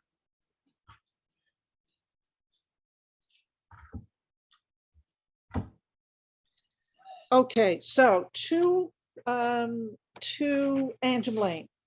So is Steve McDermott here? Steve, yes, he is right here. Okay, all right. So he is the owner of the property. Yeah. And I went out there this afternoon and I'll sort of give you a brief rundown of the issue. So the property has an order of conditions dating back to approximately 1989. It was part of a larger subdivision. So I emailed all of you some plans this afternoon, and they included an as-built plan dated 1995. It's only a portion of the whole plan because I had to scan it on a regular photocopy machine. And attached to that as-built plan are aerial maps showing the property today. So the order of conditions was discovered during the process of the sale. The attorney for the buyer discovered it on site. And when Mr. McDermott went to request a certificate of compliance, it was discovered that part of the wetland area had been filled in and the property was no longer in conformity with the proposed plan or even the as-built plan. So the back of the yard, if you look at the plan that I sent, currently, excuse me, the back of the yard has now got a retaining wall that holds some fill around a pond that now serves as a nesting area for what appears to be a large colony of chipmunks and some muskrats. So although there is fill on the property, removing that retaining wall would destroy that habitat. So if you look at the plan, you'll see that there was at one time a stockade fence that was located at its closest point 10 feet off the back corner of the house that was supposed to separate the house from the wetland area in the back. That disappeared. The backyard was filled. So I went out there today to try and work out some kind of a solution to this issue. So what I wanted to do is put it before you tonight to see if we should go forward with this possible solution. So what I recommended was to keep the retaining wall in the backyard. You'll see where that fill area is, because since 1995, it has become a habitat in its own right. So what I recommended was that Mr. McDermott hire an engineering firm who would calculate the amount of square footage that had been filled in the backyard, and then find other areas in the backyard that could be restored to upland areas that could be restored to wetland habitat. Now, I believe just by looking at it that the area that was filled may not, the property may not have enough square footage to completely replicate one-on-one. And there may be some square footage left that, unless he takes out the backyard and removes those walls, will not be replicated. And, but we won't really know that until he hires the engineering firm and presents the plan. So the reason I'm here this evening is to find out how you feel about restoring that wetland area on other parts of the property, or if you want him to go back to the plan that you're looking at right now. And Elaine, just to clarify too, that wall was there from the culvert up around the bend when I purchased the property 27 years ago. And when the fence that was there was a 4-foot picket fence that was basically rotted, and it was probably 3 or 4 years after I moved in. It was falling down. I took it down, and I did put loom in and seeded that area up to where that wall was, and then I put mulch along the edge of it with plantings. There were probably 6 trees that I did take down over the course of the last 27 years, maybe 7, that were because of the density of the trees. They were heading towards my house to get the sun. And so what I did is 3 of those trees, I topped probably 20 feet down. They were huge trees, and left the actual tree, but the whole crown of it, I took off. So that's why you could see a lot more of the grass property than you did before. And a couple of the trees were dead. And as I mentioned to Elaine, over the course of the years, in the pond area, the wet section where the ducks are, I've had trees fallen in there, and I clean out that property. I've been cleaning it out. I'm a nature person, and it's that's the one thing that I hate about leaving this property, is because all the wildlife that's there. We have everything. It's just, I'd hate to see that all of that land disturbed and disturbing all the homes of all the animals that are living in there. Right. And just to back up too, when I purchased the property, I never got any paperwork at all regarding that I couldn't put topsoil down and seed on that area. And I was given nothing. And Elaine had asked me who the lawyer was, or I don't know if it was Elaine or Rebecca, but I had Cook and Bell out of Melrose, and they didn't give me anything regarding the conservation. The only thing they told me is it's conservation land and no one's ever going to be able to build there. And I said, it's great. I love it because I like the natural beauty of the property. Mhm. So, and now I'm in a catch-22. Originally, I was supposed to close on the property tomorrow, and now it's all on hold and they're considering canceling. And it's a mess. Hmm, And I'm just beside myself. okay, And I'll do it. I mean, if the trees that took down that were dead, if I need to plant more trees, I'll be more than happy to do whatever you'd like me to do. I would like to work with you people. So Elaine, I'm sorry, you said you propose having an engineer go out there and do a new plan showing restoration area equal to what's been filled in. That's the hope, yeah. Yeah. So the question really is, where is that restoration going to Right. take place? It would be connected to the existing wetland. The question is whether it would be along that same diagonal wetlands line you see on the plan in front of you, or whether there would be pieces here and there along that wetland side to equal the amount of square footage of fill. Yeah, can you show us where that is? So so Ken, you're controlling. Okay, so, all right, so you're seeing the house here in the upper right-hand corner. You Yep. see this dark area just off in a southwest direction. That's the existing wetland. Right. If you look very closely, you'll see a retaining wall around the edge of it. And that's the retaining culvert. wall that I was talking to you about. And then this picture, yeah, that's it. This picture doesn't give the full lot. If you go north, if you go north, there is an area of upland there. And then if you go to the southwest, there's an upland area that might also be used.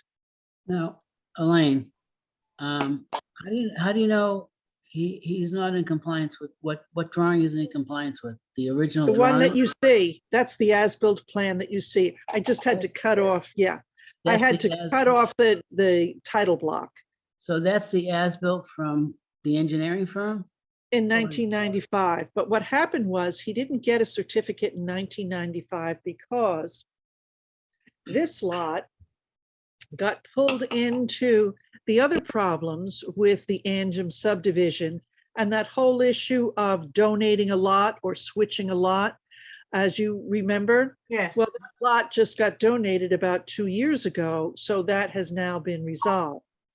But that's why it didn't get a certificate of compliance in 1999. I looked through the file and one was typed up, but it was never signed. So I think that's what held it up. So now I'm in a catch-22 and not knowing anything. And here, like I said, my closing for tomorrow has been canceled. And Was it just a again, slope down? Was it just a slope down to the wetlands previously? it was.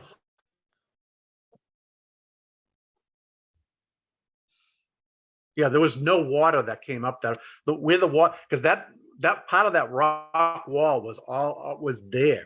That land had loads of rocks. And in that pond area, when I first moved in, there were probably, and I'm not exaggerating, I could say 50, but there was probably 30, 35 tires that I pulled out of there and had I to believe dispose it, of yeah. because it was like a junkyard of tires. And if you go on the way back side of the property, you can still see there's probably a half dozen tires that are so deeply buried, I couldn't get them out. Right. And I cleaned out that whole pond area of all, because by this time of year, it's all dried up, by August. And I was able to clean most of it out over the first few years that I was there. So, Elaine, can I ask you, looking at this plan, where's the fill, where has the fill occurred? Okay, so if you look at the house in the southwest corner, Uh-huh. the fill, look up Okay. in a northerly direction, Yep. and then look east So in where that it- direction. it's And where that's, it's where Ken just where it drew is. the red line. Yes. that's right. That distance between the red line and Right. the looks like the fence, the stockade fence, that's the filled area? That's, well, I you just- can, that's That's part right. of the filled area. You might get a better idea if you look at some of the aerial photos. Is it in a resource area? Yeah, you Is filled what, the- the fill? Yeah, he filled in a wetland, or somebody filled in a wetland, and he's now stuck with it and has to correct it. Was that a buffer? That would, didn't, I think Rebecca said that was buffer, because there was never water up there. Anything, do you see that sort of dashed line and with the little flags on it? Anything north of that, north relative being just the plan, anything north of that is your wetland. Okay, And you know that from the original drawings? Yeah. You know for a fact that he filled the wetland. Oh, you can see it. I mean, if you take this plan and you take the aerial photos, you can see that the two don't match at all. I definitely put lumen, I seeded that area.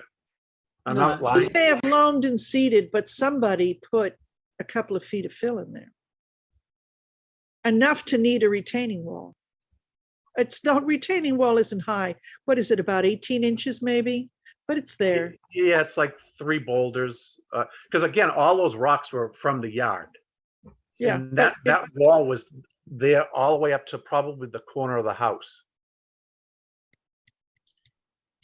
So you're telling me he's filled BVW? And now wants to restore it to the extent that he can get a certificate of compliance, so he no longer has a cloud on his title and can sell the property. So you're gonna make new BVW, Elaine? Yeah, you do that a lot. That's wetlands restoration. Right, no, I You- understand, but upland, right? You take an upland and, lower the elevations on it and do a planting plan. Okay. Yeah, that's work, right? It is work, but the real question I have is, see, I mean, you could say, well, just restore it the line as it's shown on the plan. But since that as-built plan was done, the retaining wall has been put in. And since the retaining wall has been put in, it has turned into quite the habitat in its own right. That place is loaded with chipmunks, and they're all running in and out of that stone wall. So there's lots of burrows in there. So I'm reluctant to have anybody take it out and basically destroy a whole chipmunk colony. And I'm sorry, the retaining wall is looking at this plan. Where is the retaining wall? The retaining wall is, don't look at this plan. Okay, Go to one of the aerial photos. it's the red. Yeah. And it comes around a little bit. It comes around in a reverse L shape. To the culvert that goes under the street over into Angham's, where they just did the property swap. Yeah, and I think maybe just also a little down gradient of that culvert, as I recall. No, the other direction. Keep Oh, going, no. keep going downwards. Oh, this way. That way, yeah, that's it. Down around there, I think it also exists. There you go. So my recommendation would be to not destroy that wall, but to find another place on the property to equalize the square footage of fill. So you can see, sorry, by this plan, just how close off the corner of the house that line is, if that's the wetland 10 line. feet, it's 10 feet according to the proposed plan. And then you can see the existing condition. Yeah, and I guess it's hard to tell, but that looks like it's bigger than 10 feet. How considerably. Yeah, how how long- long's the car? A car, exactly. How long is a car, right?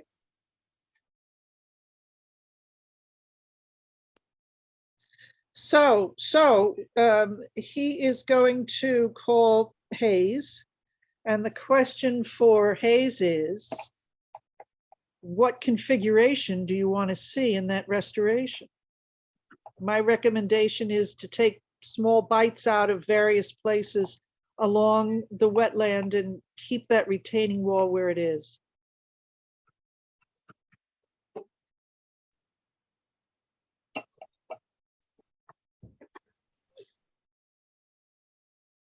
So put it in a bunch of different areas, Elaine.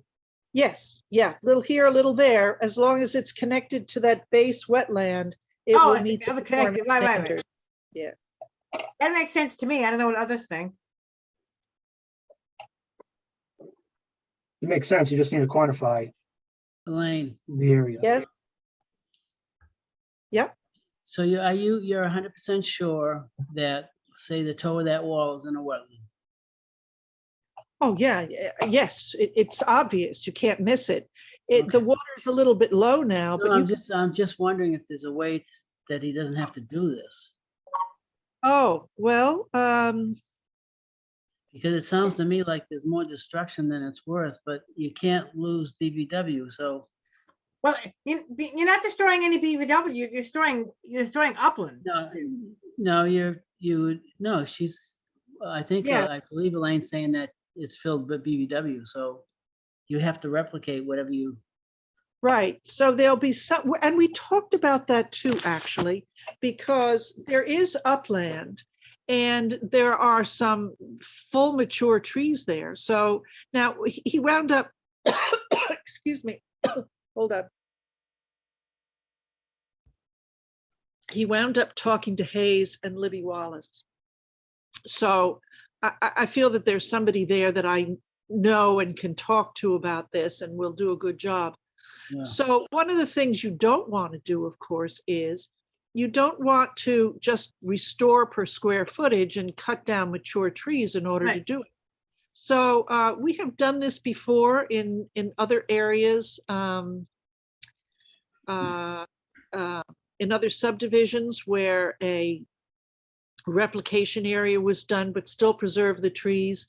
And it left a high area around the drip line of the tree, which would reflect the root spread. And they're left in sort of these islands that are a little bit higher than the surrounding area so that the trees remain intact, but they have a wetland area around them. Now, it may well be that column A will not add up to column B, but I'm waiting for the restoration area to come in to let you know how many square feet it's short and still make the land work. But the first priority for me is to make this property work and function as a habitat. So if you're short a little bit on the square footage, then you have to know how much you're short and where you're going to go from there. But there is that possibility. Mhm. But that comes because you're saving the large mature trees that are already there. I mean, you could lower everything, but you'd be cutting out an awful lot of mature trees, which Right, doesn't. no, right. You wouldn't want to do that. Seems like we're better off preserving mature trees than chipmunk habitat. Yes, yes, exactly. So, I mean, I'm not sure I see the need to preserve a lot of chipmunk habitat, given the density of chipmunks most of the town. Mm. Oh, well, I mean, it is our responsibility to preserve habitat no matter how much of a species there is.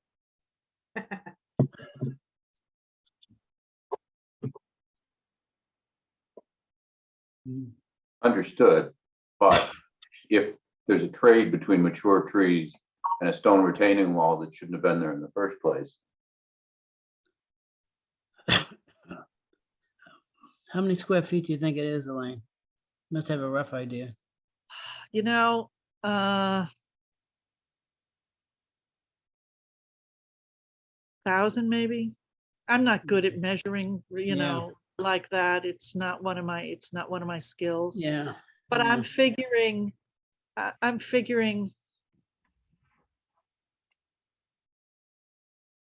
maybe, I don't know, 750. It's hard to know. I didn't measure it with a tape measure. Yeah. Um, All right, well, It's I mean, considerable. it's, Elaine, it I sounds like figured you that better. I figured that would be the sort of thing that the restoration report would have. Yeah. I'm sorry, Jim, go ahead. I think what you're doing sounds correct. Okay. I don't see a better way to do it. All right. And then make the decision about what's left once the report comes in. Yeah. Okay. I think that's probably gonna do it. All right. Hopefully. I mean, if it's only 18 inches, it can't be that big an area. 18 inches in height, even. Do you remember how much, did you do the filling, Steve? I did. Well, I had the loom brought in, Yeah, and then I had seed.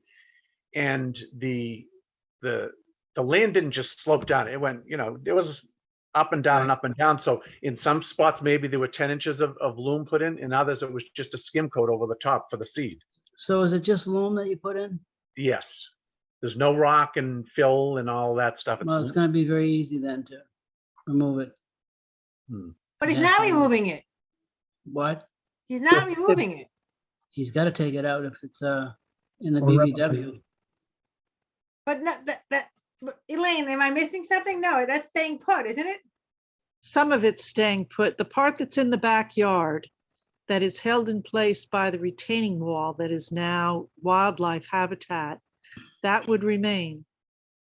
Yeah, Elaine is suggesting that Okay. remains, not that and I think that's where Paul was going. Why not just take all that stuff out? Well, if you take it all out, you remove the retaining wall. If you No, remove no, I the- understand. I understand. Oh. Okay. What's the retaining wall made out of? Stone. And most of that retaining wall was there when I purchased the property. It's all rock that was all along the edge of the Are they big rocks? Rocks that you can lift? Yeah, 8 to 10 inches, 8 to 10 Yeah. inches. And that's where all the chipmunks are, is in those walls? It is. That's exactly where they are. And then there's not muskrats, but yeah, muskrats. They're in there. You can see them in the winter time. They come out of the wall, then they go down under the ice. Yeah.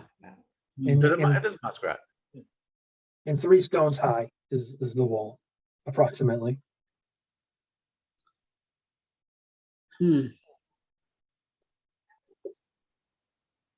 Might want to look at this thing. Well, keep going with what you're talking about, Elaine. I might take a look at it. Steve, if you don't mind, if I could look at this thing No, not at all.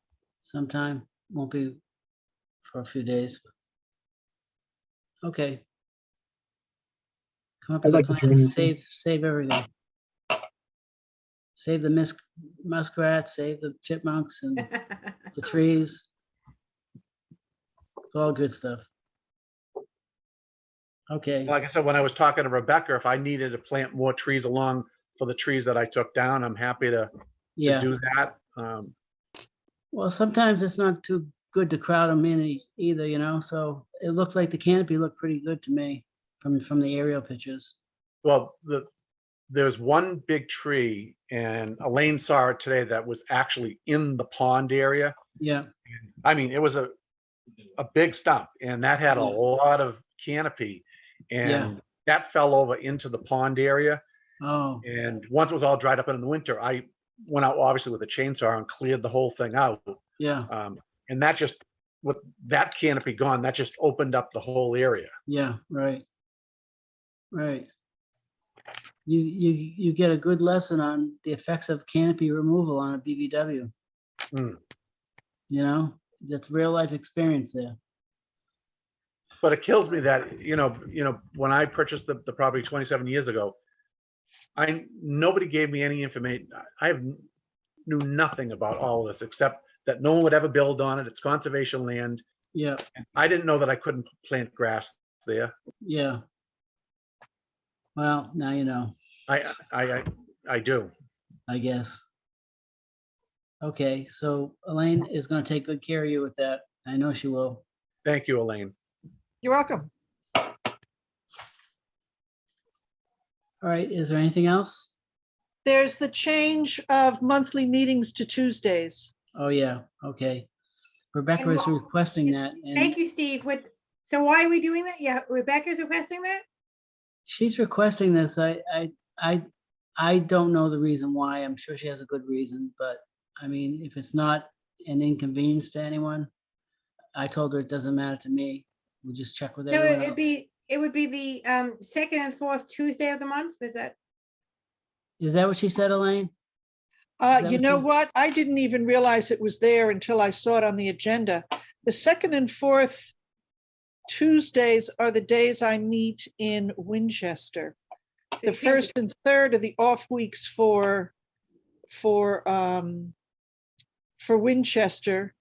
But the second and fourth are the days I miss there. So the only problem with that is that if Rebecca couldn't make a meeting, would not Now- be able to back it up. And can I just say, when I first came back on the commission changed the meetings to the second and fourth Thursday. Right, I have no problem with changing it back to the first and Right. third Tuesdays, because I had a meeting on the first and third Thursdays. So, but again, I thought that the first and third Tuesdays, Elaine, if that works for you, I mean, if for coverage purposes, that's fine with me, but we have to check with everyone else, right, Paul and Ken and Right. Silvana and, Right. Peter. right. and Peter, No, thank you, and Bob. Right, So Okay. maybe what I'll do is, do you want me to just leave a note for Rebecca to send around an email to everybody so Yes. that everybody can pitch in? And- Okay, Yeah. And Elaine, and just suggest the first, first and third Tuesdays. right. I do suggest the first and third. Be helpful if we understood the reasons why too.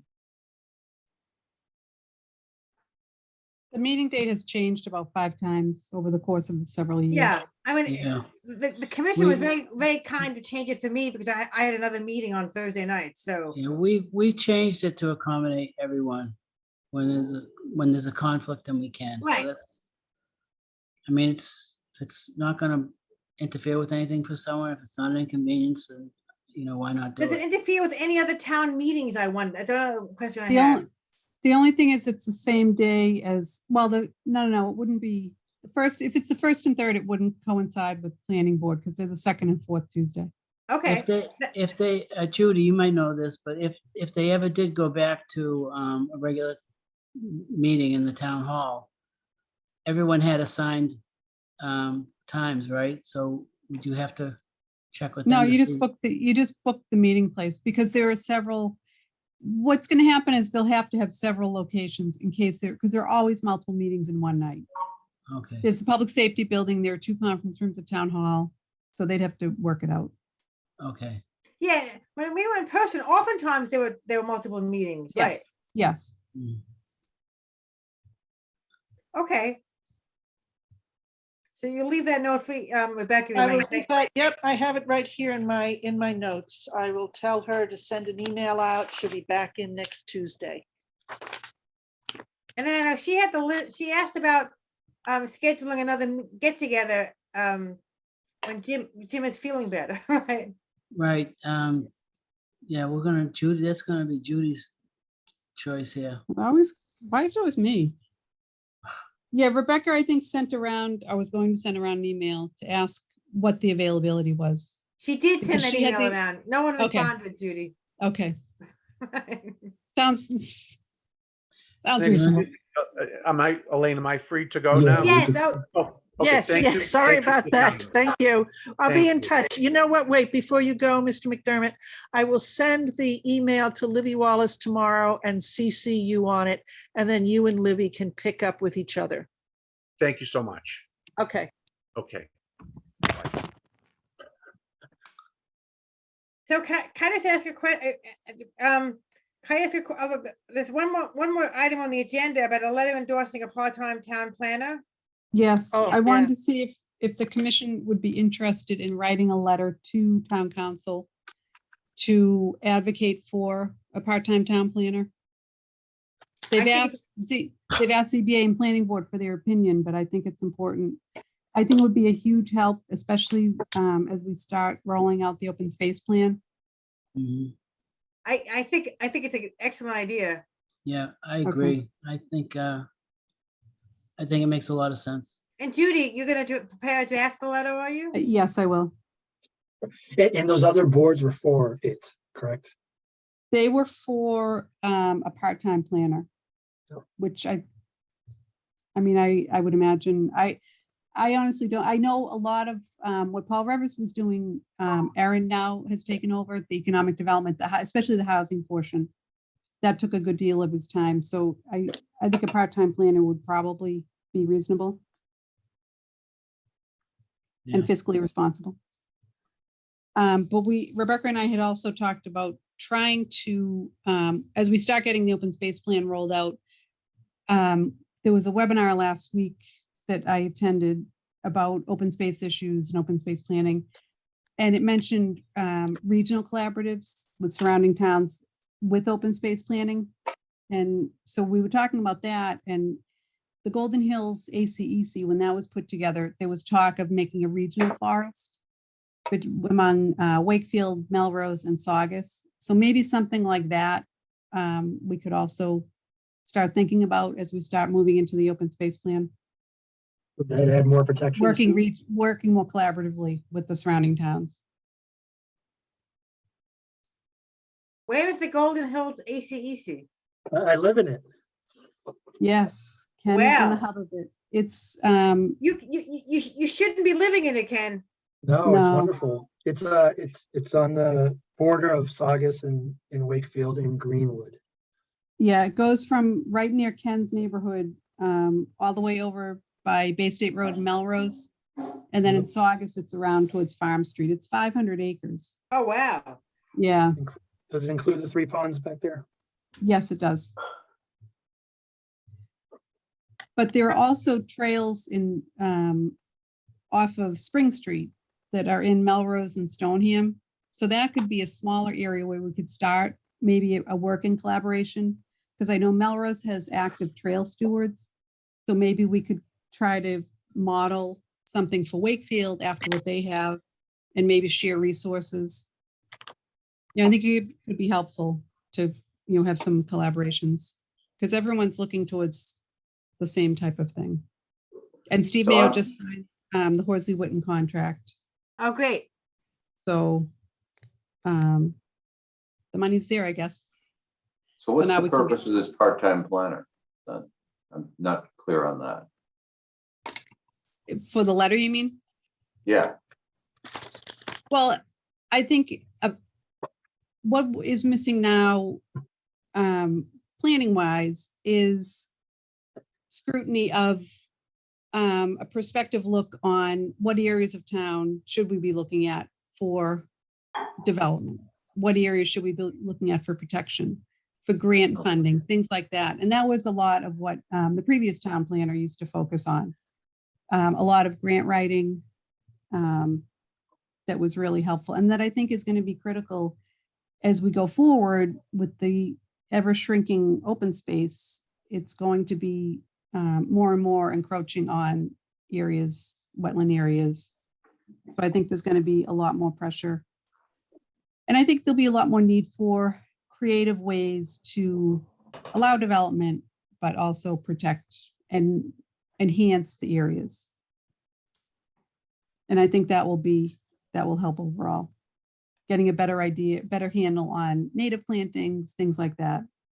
That you could still allow something that might be close to the wetland, but you're going to boost the biodiversity and increase the sustainability and the resilience of that area. Because that's what's going to help with climate change, is how resilient these open spaces are. If they're covered in invasives, then they're not going to be much help. So making them as resilient as possible should be a big goal. That's what I would like as a goal. We'll see how that works out. But the open space plan is on the move, so I think that's a good thing. That's good news. So Yeah. can I ask a question just about July 7th? So we have to make sure that either Elaine or Rebecca, and I guess I want to ask this question, and hopefully it's not out of turn. Who's gonna be drafting the orders of condition? We have the draft from the, who's gonna be finalizing the order of condition, I guess. It's the, I mean, But you mean as opposed to me or Rebecca? no, I mean you or Rebecca, that's what I mean. Okay, so this might be a good time to tell you that if you don't know already, that the town of Winchester has increased the Right, hours in my position from part-time to full-time. Yes. So Rebecca's going up to about 15 hours, yes. and then I'm going down to 5. So the way this is, the way I anticipate, and I think Rebecca anticipates this will work out, is that Rebecca will be taking far more of the lead than had been the case before. Will now no longer be 50-50. She'll be taking the lead in most matters, and then in order to make it work well, we both anticipate that I will be taking whatever she assigns that she can't finish. So I'll be more answering in many ways to Rebecca than before, which is fine. And so I do anticipate that Rebecca will take the lead on writing the order of conditions. Okay, yeah, Rebecca did explain that to us on your behalf, Elaine. I thought it already took effect, so frankly, I was surprised to see you tonight. So, No, it's July 1st, at the Okay, beginning of gotcha. the fiscal year that it starts. thank you, it's fiscal, I got you, okay. So we have to find out if Rebecca is gonna be available on the 7th. Yep. Yeah, we do. Yeah. So you'll leave that note for her, Elaine, too? Yeah, I'll probably call her on the phone tomorrow, just because it's important, and just to give her a heads up so that she's ready to go on Tuesday. We usually talk on Tuesdays anyway, just to stay in touch. So I'll just place an extra call today on Friday, so she knows, and she'll probably, if she's available, she'll send out the agenda on Tuesday. And the other question, my follow-up question to that is, since it's a meeting, are we gonna have other items on the agenda besides this discussion? No, I think we should just concentrate on this, on getting these orders done. Yeah. Yeah. I think that's gonna be enough right there to take. Okay, I don't want, and I don't think we should get the distraction with other. And no, and can we do that? Can we do a special meeting just for one topic? That's my question. Oh, yeah, yeah. Yeah, Okay. Okay, And can we provide comments back in the form of markup I'm sure there's gonna be. prior to that comments. meeting? Well, yeah, if you want to, you can, but, 'Cause it seems That's- like that's- it would be useful to have that in hand to the right, extent we can, so that we yeah, I guess we first all get have this to as get, a focused meeting. right, I think we first have to get the conditions that he's talking about. I think. she sent them. They're there. We have Yeah, them. and- We have, and the other- there's 3 documents that Rebecca sent out this week. Yeah, we have them. Yeah, so we need that document, we need a standard order to compare it with, have that available. And I don't know what we do about that other piece of information Well, that Brian brought as far as the, Well, that has to be incorporated into it. That'll It has just to be become one of the as conditions, an item special in the- conditions. right, Right. so all these things gotta get put together, and I think it might not be bad if, I'm sure they've thought pretty well, they have it pretty well thought out. I don't expect that there's gonna be any big surprises. I wouldn't know, you'd know, Teresa. That's why we got you here. Well, again, it's pretty raw. I mean, the pretty general conditions. So I think there's a little bit of work that has to get done, Jim. Again, I didn't look at it. But I want to follow up on Paul's comment. If we send like revisions to it, do we then have to send those revisions to the applicant as well? And then, Well, I guess I would think out of just, being appropriate, you'd want to give them a copy to look at, but it is our order. Well, if each of us individually are marking it up and making comments, I'm not sure we need to send those to the applicant, but if we come together with Right. with a group of comments that are agreed upon, it seem like those should go to the applicant. and we could just Yeah. discuss them as we at the meeting, Paul. Right? Yeah, okay. All right, Yeah. are we supposed to be sending all marked up comments to everyone?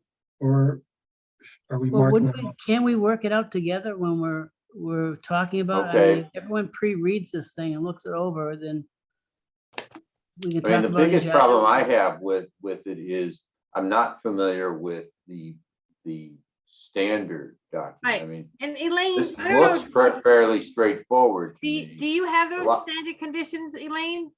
Yes, yes. So can you forward those to us? Yeah. Just so everyone has them? Yep. And I'm not sure, our consultant had our special, had those, to start with. Yeah, Yeah, it might be worth sending them to him as well and asking him to perhaps do a review to see how consistent he is. mm, What if you sent all your comments to Rebecca and then she could mark up one document that you could all review at the meeting? Then it's all on one document. You think Rebecca can do that in time for that meeting? Yeah, I mean, I don't imagine there'll be, 50 pages of comments. To tell you the truth, I not gonna think be Judy's huge. right. I think it would be less complicated and more organized for Rebecca. Right. It's No, a you're good right. No, Mhm. Then everyone's Agreed. looking at one document. are you saying you want to have her looking at 7 different? she's gonna versions? she's gonna consolidate our comments into one document. That's a big lift. That's not easy to do. But keep in mind, these are pretty good comments coming from a Right. wetlands professional who, Yeah, I don't think we're gonna have a lot. You may have yeah, language, I don't think so too. Teresa, but I think the I biggest don't thing think is we're gonna have a lot of cross-referencing. detail. I think it's cross-referencing what we have, so they're not duplicate. Now, you're not looking at another of their documents said, you may want to consider these conditions. But you know what? Those are pretty minor. You know what you know what I kind of envisioned is that we all get together here like we're doing now. You read condition 8, everyone says what they said about, whether they like it or they don't like it. You finish that one, you cross off and go down. But to there the are next one. 50 conditions. There's If there 50, are 50 there's more than No, conditions, 50. you're gonna 5 do it, meetings. you're gonna do it with 50 conditions. Well, Right, you've okay, got right, 50, but it's- plus you've got the boilerplate document in front of Right, that. there's more than 50. There's a lot of conditions, Jim. You're It gonna doesn't be there take till that- 2 in the it Not doesn't morning. something take we're gonna that get long through in to a night, read it. Jim. It doesn't It take that does. long. I think it I makes think in much more 90% of them, you're gonna do nothing. But you don't need to read it then. If you're just issuing the Well, you need comments to on read it what- to know that you on don't the- do nothing. Right, you definitely need to read it in advance. Yes, absolutely. But if you're issuing comments, then it drills down what your focus is. I think this way it would take 5 times longer. And it will be much more confusing, I think, Which way? I don't know. to go through one by one by Jimmy, one. you don't have to do it. We could. I'm gonna try to review and send any comments I have to Rebecca. I'll do that. Okay.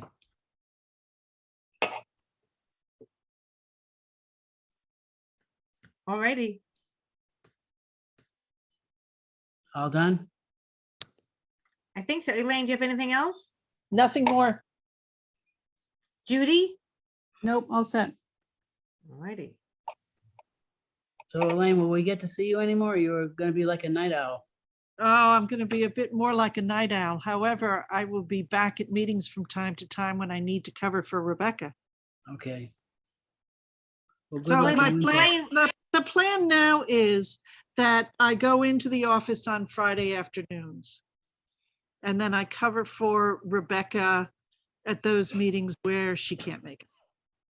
So your position in Winchester is just more hours, but not full time, Elaine? Is that it? No, it is full-time, but Winchester works late on Monday nights and gets out at noon on Fridays. So Okay. I come over here and just pick up whatever work is there for me to do Well, and turn it back to Rebecca. you're very kind to keep us on at all, Elaine, but. Well, I couldn't say goodbye, Teresa. Especially since, not without meeting in person again. Right. That'd be too sad. Yeah, well, I didn't want to let go. Not ready yet. Well, good. Neither were we. So that's great. Okay, all right, thank you. All right. All righty. Everyone have a good 4th, and we'll see you on the 7th. Motion to adjourn. Thank you. Second. I was just gonna say that. You beat me to it. And Paul just seconded. Okay, so let's take a vote. Teresa, Yes. Paul, Yes. Ken, Yes, Savannah? Yes. Well, don't sound so happy. No, I was in a retreat all day. I'm worn out. I'm worn. Okay, I'll give you that. And Bob will be very proud of us that we managed without him. I know. Well, we have an expert down there. Ken's no, thank you. Jimmy, well versed in appreciate it. this. No. Does a good job. not at all. All right, bye, Okay, everyone. then. Thank you, appreciate Good it. night, all. Bye. Good night, Good all. night to everyone. Good night.